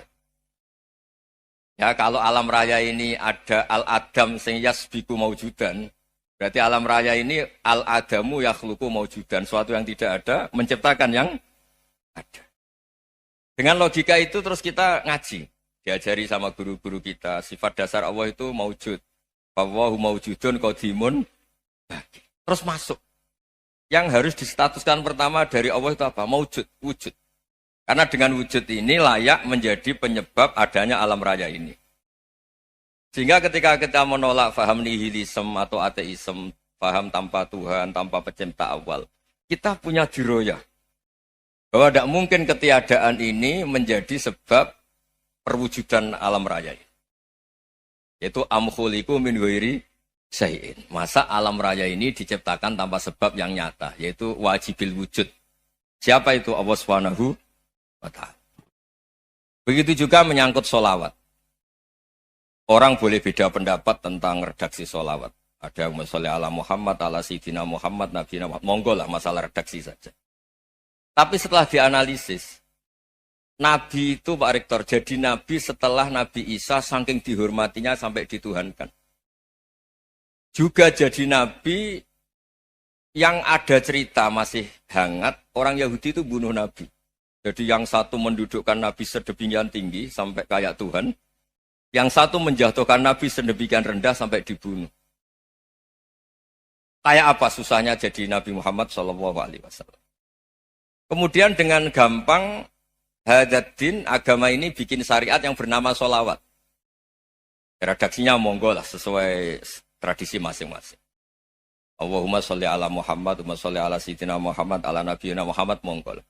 Tapi yang jelas redaksi ini kalau didiroyah dikaji, Allahumma itu Tuhan, Tuhan itu pemberi. Wa Muhammadun wa in jalla qadruh abdun min ibadi. Muhammad apapun tinggi derajatnya tetap berstatus hamba. Sehingga agama ini terjaga oleh syihotus sholawat. Agama ini terjaga oleh redaksi sholawat. Yaitu Allah tetap pemberi sebagai Tuhan yang enggak tersaingi, la syarikalah. Rasulullah Muhammad wa in jalla qadruh. Apapun prestasinya, bisa mi'raj, bisa apa saja, tetap seorang hamba yang butuh muhtajun ila rahmatih. Jika redaksi Allahumma sholli ala Muhammad ini mengukuhkan yang Tuhan tetap Tuhan, hamba pilihan tetap hamba pilihan. Tentu dengan redaksi ini kemudian kita mendudukkan Nabi benar-benar posisi terhormat. Yaitu orang yang paling berhak dapat askat tahiyat. Mendapat penghormatan Allah paling tinggi. Yaitu Rasulullah Muhammad SAW. Dan itu diulang-ulang oleh Allah. Subhanalladzi asra bi'abdi. Status hamba ini diulang. Lagi-lagi ini bernama diroyah. Bernama apa? Contoh ketiga misalnya fihi ayatum bayinatum maqamu Ibrahim. Dulu orang Yahudi itu ada diskusi masif. Syaratnya Nabi itu mbah-mbahnya harus Nabi. Harus keturunan Nabi. Kemudian semua Nabi rata-rata di Palestina, di Syam. Lalu Muhammadnya asal-usulnya dari mana? Tahu-tahu orang Arab kok Nabi. Padahal orang Arab itu dulu jahiliyah. Walhasil terus diceritakan bukti Muhammad ini turunan Ibrahim adalah ada jejak kaki Nabi Ibrahim di dekat apa? Ka'bah. Fihi ayatum bayinatum maqamu Ibrahim. Kalau Nabi Ibrahim pernah di Mekah, artinya beliau pernah meninggalkan turunan yang di Mekah. Itu bernama Nabi Muhammadun sallallahu alaihi wasallam. Itu disebut fihi ayatum bayinatum maqamu Ibrahim. Nah, itu namanya diroyah. Diroyah itu satu perilaku keseharian kita beragama, kemudian tahu logikanya. Yang keempat misalnya, mangkana yu'minu billahi wal yaumil akhir fal yukrim apa? Jaro. Orang yang iman karena Allah dan Rasul, maka memuliakan tetangganya. Andaikan pakai hukum sosial, tentu kalau tetangga kita baik, kita baik. Kalau kurang baik, kok kurang penggawean kan gitu. Tapi dulu itu pernah ada seorang ulama itu dibully ya, dikerjain sama anak muda tetangganya. Pak Kiai datang ke rumah saya, orang ini datang. Kemudian setelah di rumahnya, saya tidak jadi butuh sama Pak Kiai, silahkan pulang. Itu Kiainya senyum menikmati. Dan itu terulang 3 kali. Dibully seperti itu, dikerjain terulang 3 kali. Lalu tetap Kiainya tuh asik, seneng sekali. Lama-lama pun dia ini tanya, kenapa engkau tidak tersinggung? Padahal saya kerjain sampai 3 kali. Tak undang, terus tak suruh pulang, tak undang, tak suruh pulang. Kata Kiai tadi, yang memerintahkan baik sama tetangga itu Allah. Jadi saya nikmati ketika bisa baik sama Anda. Tidak ada urusannya dengan perilaku Anda yang menolak saya. Nah itu terus kita tahu, memang motifnya kita baik sama tetangga karena iman sama Allah dan Rasul, bukan hukum kompensasi sosial. Jadi kalau mau diteruskan Pak Rektor, saya ngajar di sini ya karena perintah Allah itu orang alim harus ngajar, bukan karena perintah Rektor. Kalau diteruskan. Ya saya mohon juga gitu, para dosen, para karyawan di sini, kalau nggak khianat dengan UI itu karena takut sama Allah, jangan takut sama Rektor. Kalau Anda baik juga karena Allah, jangan baik karena apa? Rektor. Bagaimanapun ya semua kita ini makhluk. Makhluk itu la yadurru wa la yanfa. Begitu juga melihat Indonesia. Melihat saya ini kan ikut di UI itu lama sekali, ikut sama Profesor Zeni, dari Profesor Zeni nulis tafsir. Mungkin Pak Hersoyo tahu banyak, dulu Pak Lutfi ya tahu banyak. Tapi saya memang nggak pernah terbuka karena ya memang nggak ingin sebenarnya. Kondisi ini kondisi darurat. Sehingga saya tahu cara berpikir Profesor Zeni, ya tahu komitmen beliau pada UI. Dan pendiri UI memang ya banyak yang dari tokoh NU, Muhammadiyah, dari tokoh-tokoh ormas yang lain. Memang didirikan banyak orang. Hingga UI memang nggak milik ormas apa tertentu. Dari satu sisi memang baik, nggak dikuasai ormas tertentu. Tapi nanti kalau keterusan ya nggak berbentuk. Ya sudahlah dikelola saja. Sambil-sambil jelas, sambil-sambil kadang nggak jelas. Yang penting ikhlas tadi. Karena kalau terlalu asobia itu jadi repot. Kita ini yang nekuni fikih itu tahu. Kalau tidak kuno itu madhabnya Hanafi. Kuno itu madhabnya Syafi'i. Tahu-tahu seakan-akan Imam Syafi'i itu NU, Imam Abu Hanifah itu Muhammadiyah. Padahal ini orang-orang yang sebelum NU dan apa? Muhammadiyah. Jadi kalau kita yang nekuni ilmu itu biasa saja dengan perbedaan. Tapi kalau orang-orang yang nggak siap dengan perbedaan itu sampai Allah disifati Ta'ala itu tidak terima. Padahal Ta'ala itu maknanya Maha Luhur, yang Maha Agung. Jadi ada seorang kiai kebetulan pidato pertama Pak Rektor. Assalamualaikum warahmatullahi ta'ala wabarakatuh. Ilmu balik kedua ini nggak terima karena itu dianggap bid'ah ada Ta'ala. Hanya dia bilang Assalamualaikum warahmatullahi ta'ala wabarakatuh. Itu saking asobiahnya itu Allah ditambahi Ta'ala itu tidak terima. Padahal Ta'ala itu maknanya Maha Agung. Nah itu kan jadi repot kalau asobiah gitu. Kalau kita ngadepi perbedaan itu biasa saja. Karena kita mungkin bacanya banyak, lihat hal-hal seperti itu ya biasa saja. Karena dulu itu perbedaan itu urusan sudut pandang. Ya saya ulang lagi, perbedaan itu sudut. Allah yang Tuhan saja sering didebat sama nabi-nabinya.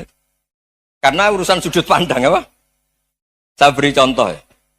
Suatu saat Khalilur Rahman Ibrahim itu saatnya meninggal sama Allah, Israel disuruh. Israel itu Ibrahim saatnya meninggal, ambil nyawanya. Setelah datang ke Ibrahim, ya Khalilur Rahman Ibrahim, saya disuruh nyabut nyawa Anda. Itu Israel dipaksa mikir sama Ibrahim. Hal ra'aita khalilan yumitu khalilah. Kamu tahu orang yang mencintai kemudian bunuh yang dicintai. Itu logika agak benar. Akhirnya Israel kan gak biasa debat. Kan gak dilatih debat. Gak pernah ikut lomba UI debat ilmiah. Dia taunya nyambut nyawa aja. Kembali ke Allah. Ya Allah, kata Ibrahim, hal ra'aita khalilan yumitu khalilah. Masa kekasih bunuh yang dicintai ya. Tapi kata Allah santai. Bilang ke Ibrahim, hal ra'aita habiban yakrahu ayyalqa habibah. Masa katanya dia cinta saya, kemudian ketemu saya tidak berani. Israel mater lagi. Logikanya gini Ibrahim, masa yang dicintai sama yang ketemu yang dicintai nggak berani. Ya udah ketemu aja. Katanya yang meninggal itu. Artinya kamu bisa saja GR tidak mati-mati karena merasa dicintai. Atau ingin mati karena mencintai. Nah maksud saya, dalam hal-hal seperti ini orang UI pasti gak jelas. Katanya cinta Allah suruh mati ya gak mau. Gak jelas kan? Dibilang gak cinta juga gak mau. Tapi dibilang cinta kalau ukurannya mati juga gak mau. Nah, tapi dalam banyak hal gak jelas itu penting Pak Rektor. Penting sekali. Buatan guyon. Saya beri contoh sekian ilmiah. Gak jelas itu penting. Rasulullah Shallallahu Alaihi Wasallam itu dalam banyak hal itu disuruh Allah, memang disuruh supaya ngambil sikap seperti itu. Karena Allah itu punya otoritas penuh untuk bikin orang itu baik atau tidak baik. Wahsy itu yang membunuh Sayyid Hamzah, orang paling dicintai Nabi di antara yang dicintai Nabi. Qatalahu Wahsyun, dibunuh oleh Wahsy. Nabi secara basarnya itu nggak suka sama Wahsy. Sampai cara lahir ya ingin corong Jawa ingin masuk nol. Tapi apa kata Allah? Laisa laka minal amri syai'un aw yatuba alaihim aw yu'adziba. Itu tidak wilayah kamu Muhammad. Malah Wahsy dikasih tobat sama Allah. Khalid bin Walid. Itu perang Uhud kalah. Itu karena ide brilian Khalid bin Walid. Pas itu masih panglima kafir. Yaitu pura-pura kalah. Ghanimah dilepas, sahabat turun, pasukannya naik. Walhasil orang Islam kalah. Khalid bin Walid akhirnya juga masuk Islam. Orang yang secara basariah Nabi itu gak siap. Kebalikannya juga ada. Sa'labah itu orang sampai tempat gelar Hamamatul Masjid. Ini pas ngaji mesti ingat. Salam. Dia di masjid terus. Setiap habis salam tuh lari. Karena istrinya Nyun Sewu masih berpakaian yang tidak pantas. Kenapa engkau terburu-buru pulang? Pakaian yang dipakai istri saya sekarang saya pakai. Ya pakaian sarung itu kayak Pak Rektor kan fleksibel. Ini khusus mau Ramadan. Tidak akan sarungan terus. Gak usah khawatir. Jadi ini tadi sudah perjanjian. Saya yang kiai celananan, beliau yang rektor pakai sarung. Jadi, iya. Supaya itu barter madhab. Tapi hanya sekali ini aja, bukan. Jadi jangan diharapkan ini jadi tontonan terus-menerus. Dan ini barter madhab. Saya sama Profesor Kores juga sering gitu. Saya pakai sarung yang dihadiahi beliau pakai sarung yang dihadiahi saya. Memang itu tradisi Islam. Tahadau tahabu, kamu saling memberi hadiah maka kamu saling mencintai, bukan riswah, bukan riswah. Walhasil terus Sa'labah ini mbok saya didoakan Nabi supaya saya kaya, supaya tidak sering ganti-ganti pakaian seperti ini sama istri saya. Jangan-jangan kamu miskin itu lebih baik. Ngotot minta didoakan. Didoain Nabi kaya terus lama-lama ninggal sholat, ninggal jamaah. Itu Allah belum tersinggung. Yang mulai Allah tersinggung itu kan saya sering fatwa di mana-mana, sering memberi saran. Mumpung kamu miskin itu sering sedekah. Karena kalau sudah kaya itu tidak bisa. Saya memberi analogi gini. Kalau saya masih santri miskin, punya uang 100.000, diminta guru saya 50 tak kasihkan. Padahal itu 50%. Punya 2 kambing kurus, diminta guru saya 1 pasti tak kasihkan. Padahal itu 50%. Jadi kalau punya sapi Brahman atau sapi limusin yang harganya itu 100 juta, punya 2, diminta 1 boleh enggak? Tidak boleh. Saya punya motor butut 2, diminta teman saya 1 boleh. Tapi kalau Davidson Harley itu nggak boleh.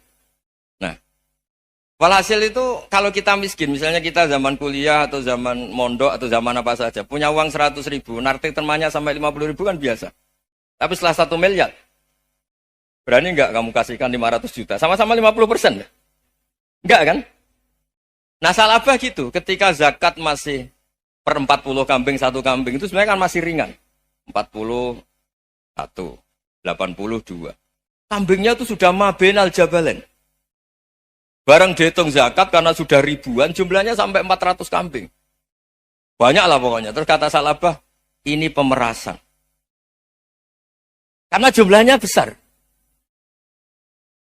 Allah tersinggung karena nabinya dianggap narik zakat itu dianggap kharat, dianggap pemeras. Allah tersinggung kemudian fa'aqobahum nifakon fi qulubihim ila yaumil. Dia ditegur munafik. Semenjak itu terus tadi kembali gak jelas tadi. Barkohnya gak jelas itu menjadi orang tuh bijak. Ini sekarang nakal, jangan-jangan nanti jadi orang baik. Yang sekarang baik, jangan-jangan suatu saat jadi tidak baik. Semua orang introspeksi. Gak ada jaminan kalau kita sekarang baik akan baik terus. Gak ada jaminan kalau kita sekarang buruk akan buruk terus. Sehingga terus banyak kiai-kiai bijak itu memang lahirnya gak tegas. Tapi gak tegas itu yang menjadikan bijak. Karena sama-sama mungkin. Itu yang disebut laisa laka minal amri syai'un aw yatuba alihi mau yu'adzibun. Itu tidak wilayah kamu.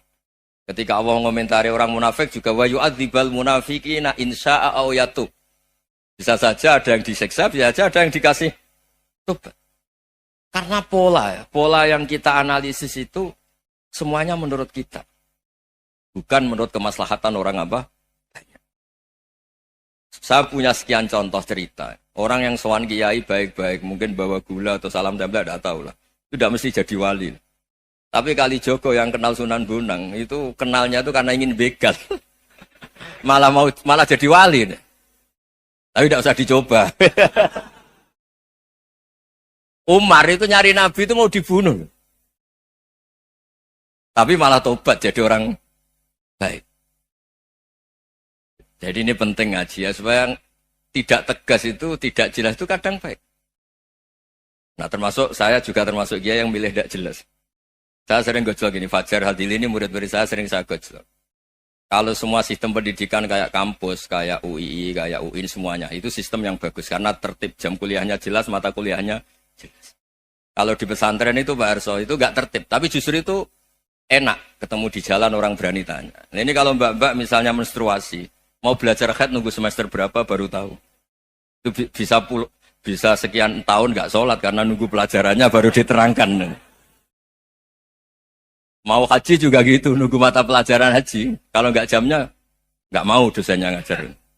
Ya, kalau kiai kan enggak, ketemu di jalan tanya, dijawab. Jam berapa juga dijawab. Artinya Indonesia itu berkah, ada sistem kampus yang tertib. Ya semoga termasuk tertib gajinya. Tapi tertib gajinya itu juga sebenarnya rugi, saya sering. Ada pegawai negeri Gus, tolong doain saya jadi PNS enak. Gajinya tetap. Kata saya nggak mau kalau gaji saya tetap. Kok bisa Gus enak, tiap bulan mesti dapat gaji. Kalau tetap nggak naik-naik, kata saya. Kalau kiai gajinya nggak tetap, tapi di atas yang tetap, kata saya. Artinya Indonesia itu berkah. Kalau semuanya pakai sistem pendidikan setertib ini, orang mau tanya haid ya nunggu pelajaran haid. Bab haji ya nunggu pelajaran haji. Tapi kalau ketemu kiai itu enggak, ya pokoknya saya pernah di pasar, Gus mau tanya apa? Anak saya sih keluar darah terus gini-gini, padahal biasanya haid hanya 7 hari gini-gini. Ya sudah kembalikan ke biasanya, rudat ilal adat.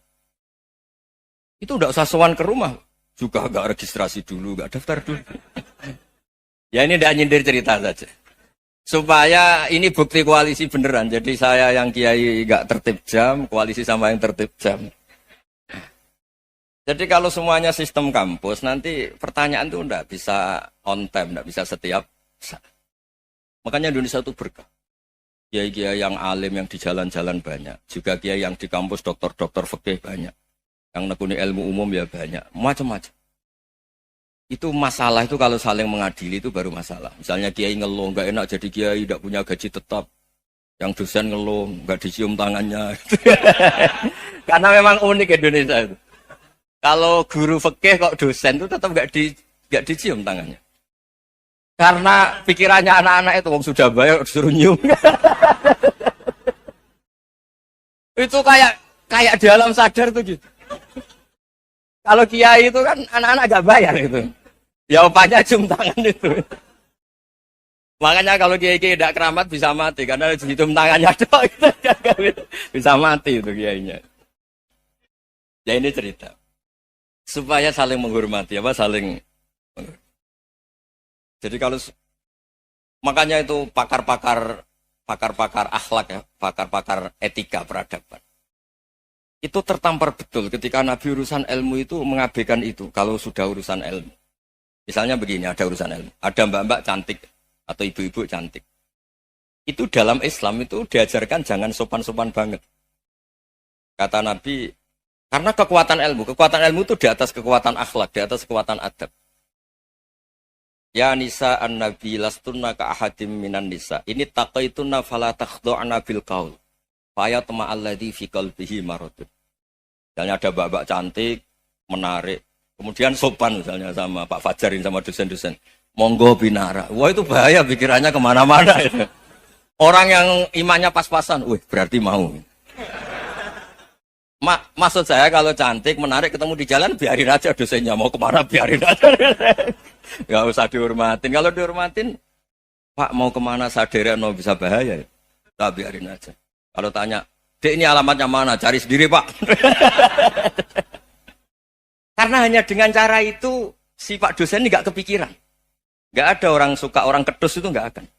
Tinggal sudah cantik, sopan. Wah bisa pikirannya macam-macam. Itu ilmu. Fala takhdu'na bil qaul. Kamu jangan terlalu lirih kalau ngomong. Fayat ma'alladhi fi qalbi maradun. Orang yang pikirannya masih kotor pasti berpikir yang negatif. Anda mungkin demi sopan sama dosen Anda. Tapi sejauh mana dosen Anda juga berpikir positif. Itu kan uji iman sama uji nyali. Nah, sama pejabat yang sopan sama kiai mungkin punya Alphard, punya Robicon, punya terus bawa uang banyak. Terus sama kiai cium tangan hormat. Jangan-jangan kiainya yang pikirannya macam-macam. Ini berarti bisa jadi muhibbin potensial misalnya. Nah, saya ini termasuk kiai yang pengagum ilmu. Sehingga saya sama orang yang medit, yang kikir sama saya itu saya senangnya bukan main. Kenapa? Karena kalau orang medit itu gak berhak nuntut. Tapi kalau orang lomo 1 juta minta surga, 2 juta ya minta apa? Surga. Gus, salam template. 200.000 aja kadang minta surga. Tapi kalau yang kikir-kikir ya sudah salaman tok sudah. Gak minta apa-apa. Kan dia tahu diri, gak bayar kok minta. Maksud saya, Islam itu luas. Dinikmati saja, Pak. Dinikmati saja. Nah itu diroya. Maksudnya itu diroya. Diroya itu, kamu tahu aturan Islam itu kamu harus yakin khairihi wa syarrihi minallah. Semua itu ujian. Tapi kemudian dikaji. Makanya saya ini termasuk pengagum Imam Syafi'i. Imam Syafi'i itu dikasih tahu. Ada orang yang di depan engkau cium tangan hormat. Itu di luar ngomong-ngomong. Ngata-ngatain Anda. Imam Syafi'i tertawa-tawa sowan. Ada ini dikata-katain di luar kok. Kok tidak kamu anggap munafik malah tertawa. Berarti saya wibawa. Di depan saya nggak berani. Dianggap enteng saja. Dibilangin. Sebagian orang kampung sini nggak suka sama engkau. Baguslah, tidak akan pinjam uang sama saya. Di mana-mana orang pinjam minta tolong itu karena seneng. Kalau benci kan enggak. Intinya dianggap enteng saja. Yang terjadi di dunia itu semuanya dianggap enteng saja. Man asa ilaika faqat atlakoka. Yang berburuk sama kamu itu membebaskan kamu. Coba kalau akrab, titip. Ya misalnya akrab sama Pak Fajar. Bilangkan ke Pak Rektor, sangkat atau jadi guru tetap atau apa, kan ribet. Kalau tidak cocok kan nggak minta apa-apa. Makanya hati-hati Pak Rektor sama yang akrab-akrab itu. Itu dulu saya juga nggak paham. Di antara wasiat Bapak yang sering diulang-ulang tuh itu. Suatu saat kamu jadi kiai, ngelola orang nggak seneng tuh gampang. Sudah, situ orang lain. Tapi kalau ngelola orang orang seneng tuh repot. Mintanya aneh-aneh. 100.000 aja minta surga. Hanya teman tenis saja minta naik jabatan. Intinya itu ya sudahlah dikelola. Yang seneng ya berkah, mungkin teman berjuang, teman diskusi. Yang nggak seneng ya berkah, karena ini tidak minta macam-macam, tidak senang. Nah itu namanya diroya. Diroya itu satu kajian keilmuan yang menjadikan kita ini nyaman dengan riwayat-riwayat panduan-panduan dari Rasulullah Shallallahu Alaihi Wasallam kayak tadi. Kenapa sih tentang baik sama tetangga, baik sama tamu, hitung-hitungannya itu mangkana yu'minu billahi wal yaumil. Saya pernah dicium sama orang miskin yang akut, miskin betul. Itu tak ajarin, Anda ini lebih hebat ketimbang orang-orang kaya. Misalnya gini, misalnya ada komunitas rektor atau kiai besar. Saya ini kata orang banyak termasuk kiai besar. Mungkin kalau pinjam uang itu karena mau beli mobil, aksesoris mobil, karena kita kiai top atau rektor atau orang-orang top. Kalau sesama orang miskin itu pinjem-pinjemannya itu urusan beras, itu urusan nyawa. Keren mana? Nyelamatkan nyawa sama aksesoris mobil. Nyawa. Jadi pahala kamu pasti lebih besar. Itu senengnya jadi orang miskin terus keterusan sampai sekarang. Itu. Lo coba kalau menteri sama menteri, rektor sama rektor, kira-kira pinjamannya apa Pak Arso? Kan kalau mau beli mobil atau mau umroh VIP, pokoknya yang keren-keren. Kalau orang miskin pinjam karena apa? Makan kan? Beras kan? Makanya kalau yang sedang miskin monggo lah, kalau ingin teruskan. Maksud saya Islam itu seenak itu. Islam itu segampang itu. Sudahlah yang sedang miskin ya keren. Karena sekali sosial itu urusannya apa? Nyawa. Tapi kalau miskin semua ya Indonesia bisa tutup kan. Ya sudah yang kaya-kaya itu sayang menyelamatkan Indonesia karena bayar pajak yang menjadikan Indonesia berjalan. Tapi ya dipakai yang benar. Nah, begitu seterusnya. Ada kiai miskin cerita ke kita. Terus enak jenengan alim, terus punya santri banyak, bisa ngajar di mana-mana. Saya bilang, hebat kamu. Dia hidup di daerah tertinggal. Itu yang diajarkan kan hanya tauhid. Kan nggak mungkin desa tertinggal baca fikih perbandingan madhab. Kan nggak mungkin. Kalau yang kayak Pak Fajar, Pak Sadali kan nggak mungkin. Fikih perbandingan apa? Madhab. Menyorot madhab dunia. Gaya engke-engke itu kan nggak benar. Tapi pertanyaannya, yang menyelamatkan masuk surga itu tauhid apa perbandingan madhab? Tauhid. Ini hanya mengajarkan fardu kifayah, sunat-sunat. Ini Anda mengajarkan fardu ain. Surganya dulu kamu. Oh terus senangnya jadi kayak gitu. Karena yang diajarkan apa? Tauhid. Sementara kita yang gaya-gaya ini, ajarkan perbandingan apa? Madhab, studi banding ke Al-Azhar kemana-mana. Ini enggak, tauhid. Dari orang nyembah pohon jadi nyembah Allah Ta'ala. Keren enggak? Keren. Jadi terus kiki sama saya senangnya bukan karena tak bela. Tapi ada yang agak kurang ajar, tanya saya. Kalau itu hebat, kenapa Gus gak mau jadi kayak gitu? Waduh. Wah ya repot kalau pertanyaan. Terus tak jawab, kalau saya jadi kiai desa, kamu ngangsu ilmu dari mana coba? Ya dari jenengan, ya kalau sama gobloknya tidak bisa. Ya sudah, Gus aja yang jadi kiai besar. Maksud saya, ya sudahlah kita begini seperti yang saya ajarkan di sini, saya sarankan. Supaya orang itu tahu. Nah, ini namanya diroyah. Makanya kata Imam Ghazali itu, kalau kamu ingin sopan gampang, melihat anak kecil, Wa aqallu minni dzamban, dia dosanya lebih kecil. Karena masih kecil kan, tentu secara dosa enggak banyak. Kalau melihat orang yang tua, wa aktsaru minni ibadatan, dia tentu ibadahnya lebih banyak karena umurnya lebih banyak. Sehingga terus semua orang lain tuh di depan kita itu hebat. Ya semua orang lain sama, misalnya Pak ini rektor, Pak Fathul Wahid rektor, tanggung jawabnya lebih banyak, berarti pahalanya lebih banyak. Tapi sama, ketika melihat Nyon Sewu, melihat pegawainya yang secara lahir di bawahnya, ini tanggung jawabnya enggak banyak. Pasti salahnya juga enggak.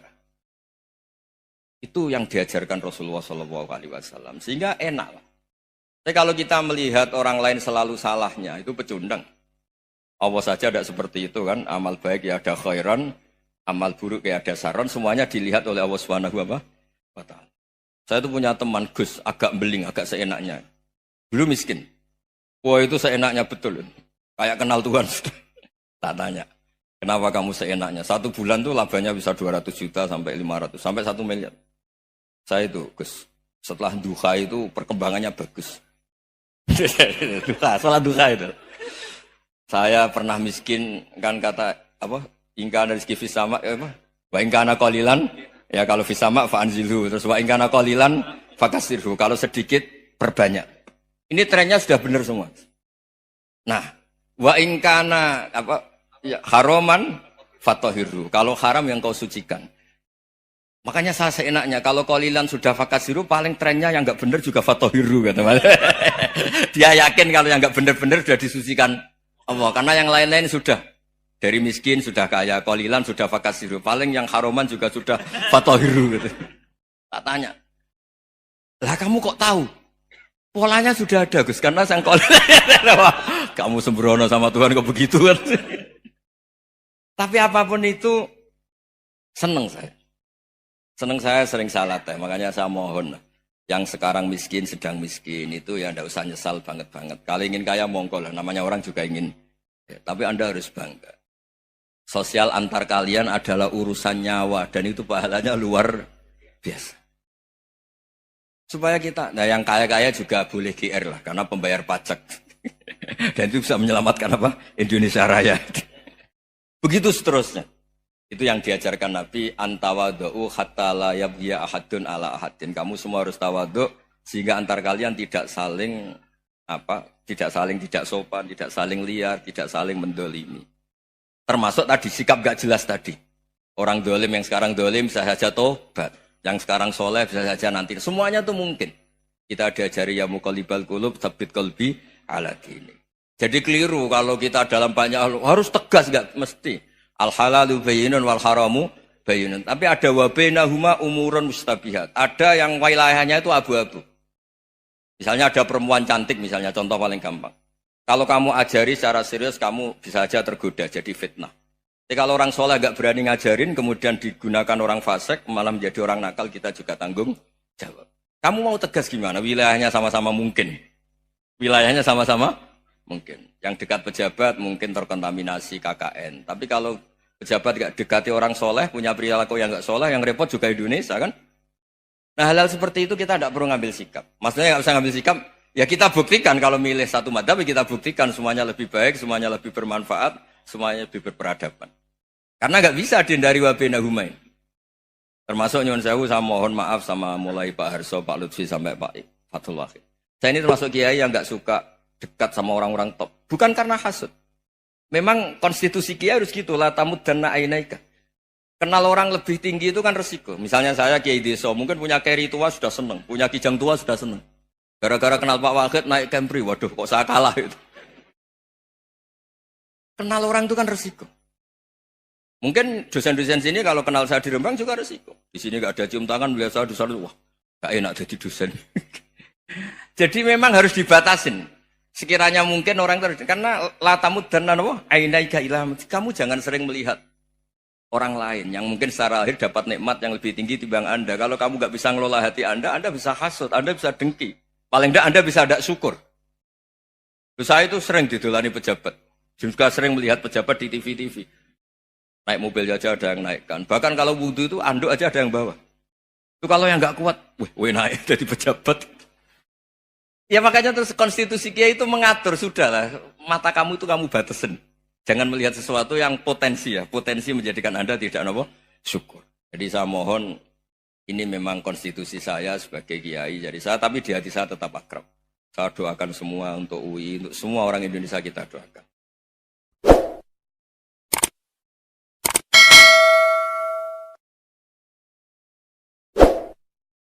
Alhamdulillahirrabbilalamin. Begitu tadi telah kita simak bersama-sama ceramah Gus Ba di channel Konco Ngaji. Channel Konco Ngaji, channelnya konco-konco yang suka mengaji lewat online begitu ya. Oke teman-teman semuanya, kita jeda untuk beberapa saat, nanti kita sambung lagi. Terima kasih buat teman-teman semuanya saja yang sudah menyimak sampai ke durasi ini.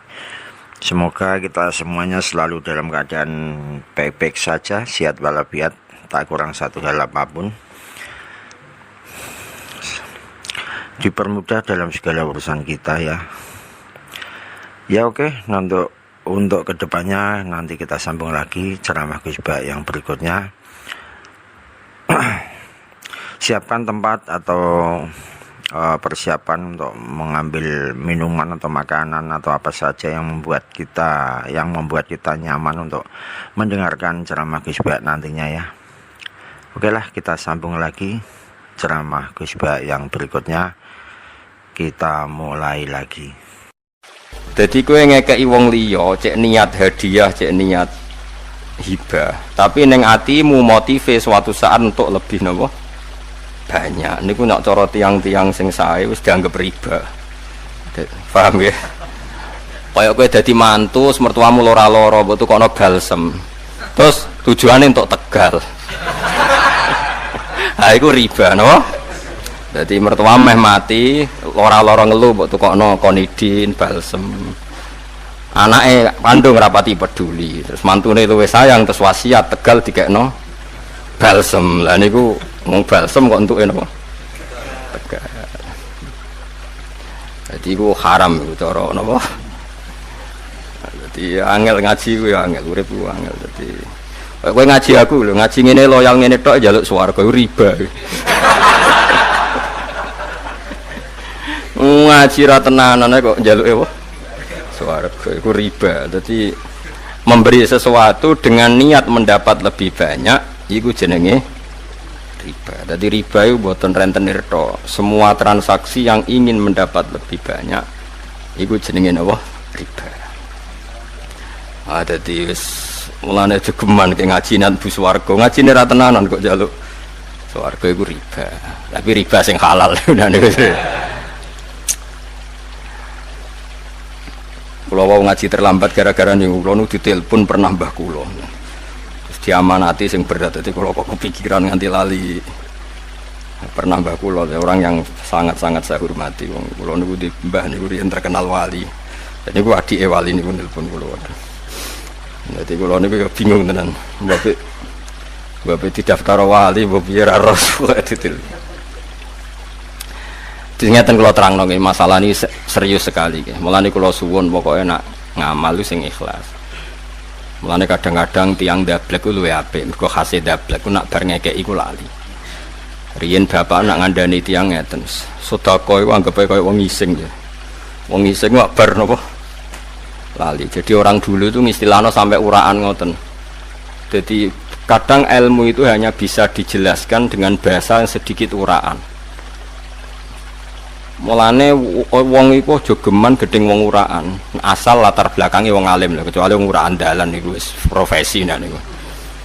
Ngeten kula terangno, kenapa orang alim itu sering beda dengan orang zuhud atau orang waroi. Ilmu itu kadang hanya bisa dijelaskan nganggo uraan. Tapi uraan sing ilmu lho, bukan karena uraan arogansi otoritarian terus orang lain mboten. Misalnya ngeten. Riyen bapak kula nak nerangno ngoten. Sedekah anggape kok wong ngising bar napa? Lali. Ternyata Rasulullah nyontokno sedekah nggih ngoten. Wong kok bar sedekah diudat-udat dieling-eling kaya asu mutah diombe meneh. Dadi contone ya elek, asu wis elek. Mutah diombe meneh. Terus Kiai Jawa nabi wae sapi-apike wong, ora ana akhlak nabi kaya apik. Tapi kadang nak nerangno ilmu yo kadang kasar. Wong kok ngundat-ngundat utawa narik balik sedekah iku kaya asu mutah diombe meneh.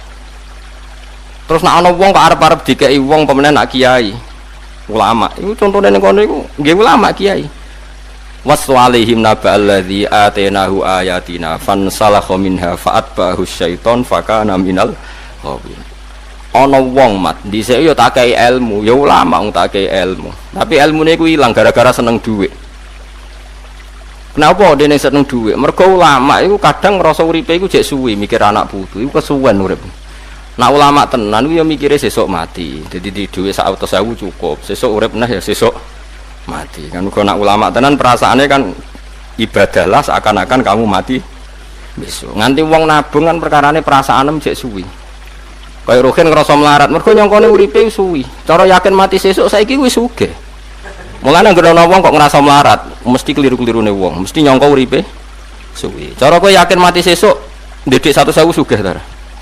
Sugih. Wis kere nyangka uripe suwi. Dadi nganti ana wong.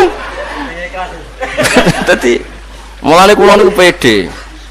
Mergo wa'mal li akhiratika ka'annaka tamutu. Mulane kula tiap ngaji yang ngrasa pengaji terakhir, tiap salat dawuh Nabi kon koyok salat terakhir. Karena tadi ben urip ora pati berbiaya tinggi. Tapi wong itu tapi wong ya wong. Wong itu terus ngerasa uripe iku suwi, akhirnya nyiapno warisan, nyiapno mati. Ini cerita ulama, kira ulama ya tenang ya, biasa mawon. Tapi kalau ulama punya watak seperti ini dikritik pangeran, walakinnahu akhlada ilal ardi wattafa'aha. Tapi dia itu merasa abadi di bumi. Maknanya urip itu dianggap suwi. Pangeran nyontono ya kasar. Nak ono kiai kok uripe nyangka suwi ku famasaluhu kamasalil kalbi. Kaya asu. Intahmil aliyal has au tatrukuhu.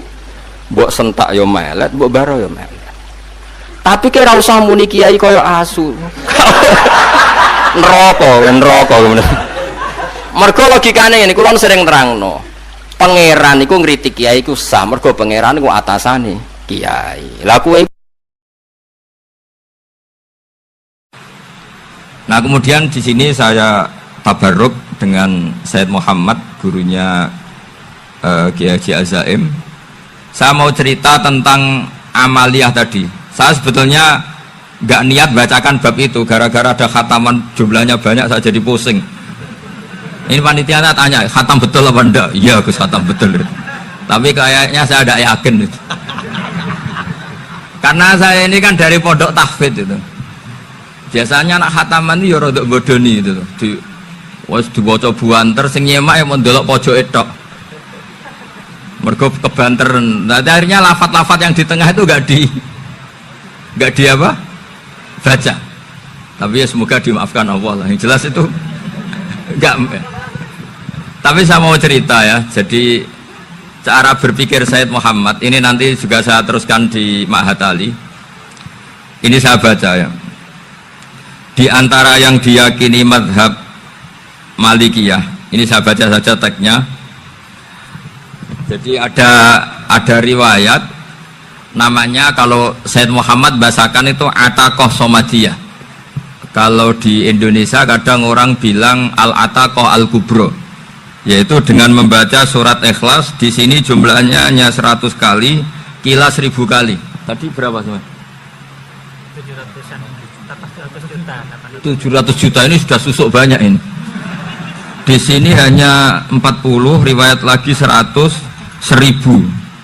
Terus sampai tadi berapa? 800 juta. Wah, ini sudah susuk ini. Itu anak cucu sampean pasti masuk surga itu kalau gitu. Ini saya baca, ini kitabnya Said Muhammad ini. Suratul Ikhlasi wal Itqu minan nar. Akhrajat Tabrani fil Kabir an Fairuz ad-Dailami wa Ibnu Uftin Najasi. Waqat khadaman Nabiya sallallahu alaihi wasallam. Orang ini jadi khadimnya Nabi. Qala Rasulullah sallallahu alaihi wasallam, "Man qara'a qul huwallahu ahad mi'ata marratin fi shalat ghairiha katabahu lahu bara'atan minan nar." Ini hanya berapa ini? Mi'ata marrah. Berarti kalau satu orang itu cukup 100. Tadi sudah untuk 7 turunan tadi, untuk orang berapa? 800 juta. Ya, untuk 7 turunan cukup ya? Cukup. Untuk 7 turunan gitu. Ya, sudah susuk ini, sudah susuk ini. Aduh, ribet ini. Nah, ini tak cari pembenarannya ini supaya keren. Ini di halaman 188 Abwabul Farad. Warwa Ibrahim bin Muhammad al-Khiyari fi fawaitihi an Hudzaifah marfu'an. Man qara'a qul huwallahu ahad alfa marratin faqad ishtara nafsahu minallah.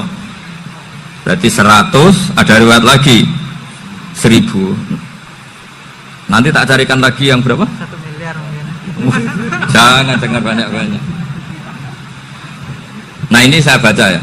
Wa hadzal adatu huwa al-ma'rufu bi ataqatis somadiyah. Wa qad nassa jama'atun mutaakhiril malikiyah ala istihbabi ataqatis somadiyah. Wa haddu ala qiraatiha wa istimaliha. Minhum Asy-Syaikh Abdus Salam Al-Asmar, tak terus ini. Jadi kullu haula'i istahabbu ataqatas somadiyah ma'atirafi ba'dihim kal misnawi bisiddati fi hadisiha i'timadan ala anna hadha minal fadha'il allati yutasahalu fiha faman sa'a yasta'milaha roja'a khusulama fiha fala ba'sa bidzalik ala syarti alla ya'taqida thubuta dzalika anin nabi sallallahu alaihi wasallam hatta la yaqa fil kitsbi alaihi. Jadi intinya itu silahkan Anda bikin jumlah sesuai versi Anda. Yang penting Anda jangan kampanye kalau itu perintah Kanjeng Nabi Muhammad sallallahu alaihi wasallam. Karena kalau kamu atasnamakan Nabi kemudian jumlahnya sampai 800 berapa? 800 juta, berarti Nabi mengajarkan masyakoh pada umatnya. Jadi cukup yang riwayat itu di sini hanya 100 sama 1000. Jadi kalau jumlah tadi untuk 7 apa? Turunan.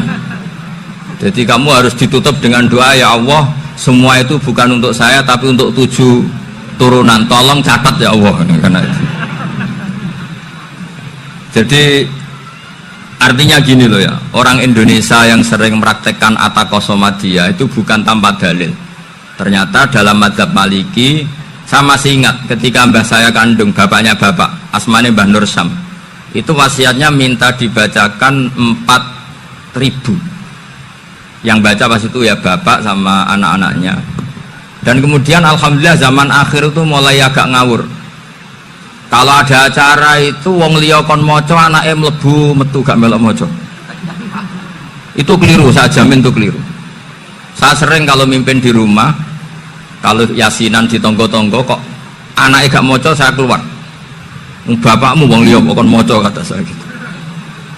Jadi itu menurut saya itu yang jelas. Saya sampai ngisi begini, yang ada riwayatnya itu idza mata ibnu adam in qata amaluhu illa min salasin shadaqatin jariyah au ilmin yuntafa'u bi awaladin sholihin yatullah. Itu tidak ada di hadis au kiyayin sholihin yatullah, kata saya. Yang ada itu awaladin apa? Sholihin. Jadi anaknya harus ikut, kalau tidak ada usaha, kata saya. Akhirnya anaknya dhewe tinggi terus gitu. Akhirnya tak kei jagung paling akeh, kula mendet sithik. Wong aku ora anake kok. Kadang-kadang enggak, orang lain baca buahnya, anaknya mau melebu metu mau enggak no tamu mbek rokokan. Itu harus ditobatkan itu. Keliru itu. Karena nasnya bukan aukiyayin solihin tapi awaladin solihin. Ini bukan provokator, ini memang ya harus seperti itu. Nah terus tentang tadi la ilaha illallah yang didawuhkan Gus Azaim. La ilaha illallah itu penting sekali, cuma saya mohon itu dielmoni lah. Jadi dulu kalimat ini menjadi spesial karena dielmoni, karena dimulai dari fa'lam annahu la ilaha illallah. Terusannya ayat tuh wastaghfir li dzambika walil mu'minina wal mu'minat. Saya ulang lagi ya. Terusannya ayat tuh wastaghfir li dzambika walil mu'minina wal mu'minat. Makanya menurut mazhab Sadili, kamu disuruh baca la ilaha illallah dulu, jangan istighfar dulu. Saya ulang lagi ya. Dalam mazhab Sadiliyah itu la ilaha illallah dulu, nggak boleh istighfar dulu. Alasannya masuk akal. Orang yang kafir 70 tahun itu sekali baca la ilaha illallah itu langsung yughfar lahum ma qad salaf. Sehingga la ilaha illallah sendiri sudah punya kekuatan supaya dosa kita diampuni. Qul lil ladzina kafaru iyantahu yughfar lahum ma qad salaf. Cara menghentikan kekafiran gimana? Dia melafadzkan la ilaha illallah. Ini kalimat yang begitu saktinya sampai orang yang kafir puluhan tahun itu dosanya semuanya terhapus hanya karena melafadzkan la ilaha illallah. Nah, makanya kata Abdul Hasan As-Sadili wastaghfir li dzambika ay bihadil kalimah. Seseorang sah diistighfar itu kalau melafadzkan la ilaha illallah. Misalnya ada orang kafir mati kafir, sah nggak anak cucunya mengistighfari dia? Tidak sah karena belum melafadzkan la ilaha illallah. Makanya kata Abdul Hasan As-Sadili wastaghfir li dzambika ay bihadil kalimah. Sehingga lafadz ini spesial betul. Tapi kadang-kadang beberapa mursyid cara berpikir lain. Ini kalimah thayyibah harus dibaca orang suci, sehingga mendahulukan apa? Istighfar. Untuk supaya pas ngelafatkan kalimah thayyibah sudah dalam keadaan apa? Suci. Itu juga masuk akal.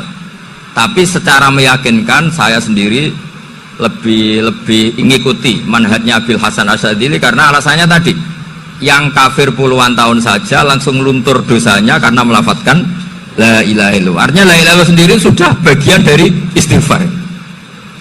Nah, ya tadi buktinya fa'lam annahu la ilaha illallah terus wastaghfir li dzambika walil mu'minina. Jadi orang sah diistighfari itu setelah dipastikan sah tauhidnya.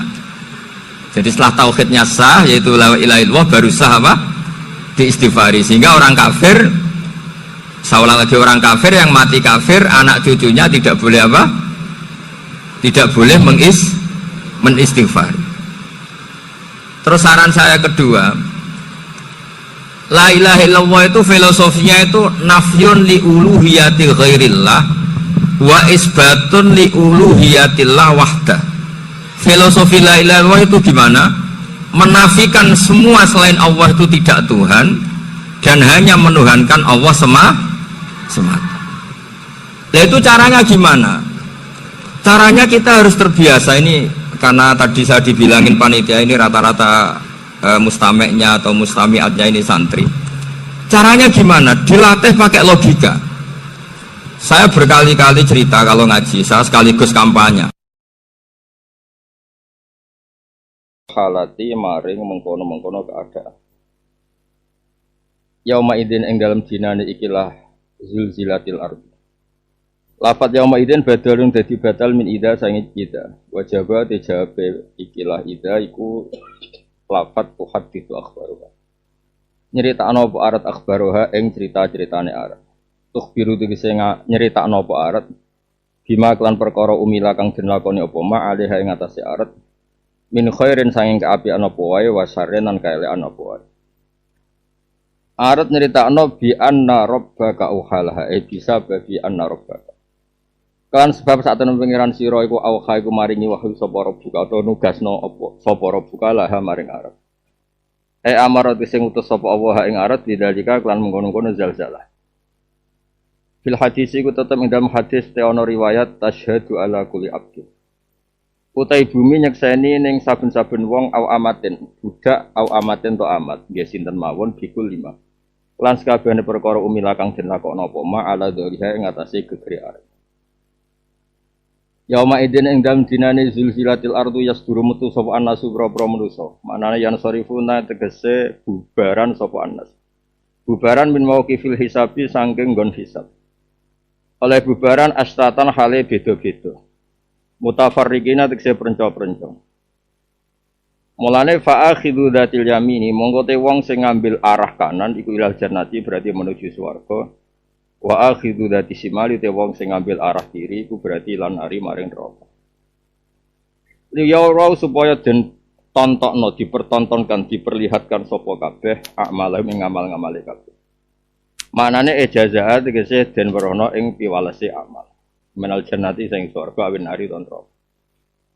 Terus kesimpulannya famay ya'mal misqala dzarratin. Faman mengko sapane wong ya'mal nglakoni sapa man misqala dzarratin ing sak berate semut budak nek cara Jawa semut merah zinatan namlatin tegese sak bebane utawa sak berate semut sogiratin kang cilik khairan ing kaapian. Yara mengko mesti bakal nyekseni sapa wong hu ing khair. Yara sawab. Wis ningali sapa wong sawaba ing ganjarane khair. Wa may ya'mal mithqala dzarratin syarra yara. Wa man disapane wong ya'mal ngakoni sapa man mithqala dzarratin ing sak. Itu mriki dimaknani sak apa berate semut merah atau semut budak syarron ing kaelekan apa wae. Yara mongko mesti ningali sapa wong ing syar. Yara tegese mesti ningali sapa wong jazau ing piwalese syar. Dene iki kula maknani spesial, maksudnya langsung ngangge hadis tentang idza zilzilatil ardu napa? Sekaruan ini Dawe Imam Suyuti ini sekaruan ya. Bumi nak diguncang mesti dasar, barangnya gede mesti dasar. Anak naik keran obae koyo opong terus naik keran. Sono Imam Suyuti. Jadi kenapa bumi ku dasar? Asadid al munasib lidom ya. Mergo barangnya gede digoyang mesti gede. Paham ya? Kayak kowe seleramu gede nafsune gede ngono. Rezekine sing ora gede. Akhirnya pelungkar ngene iki.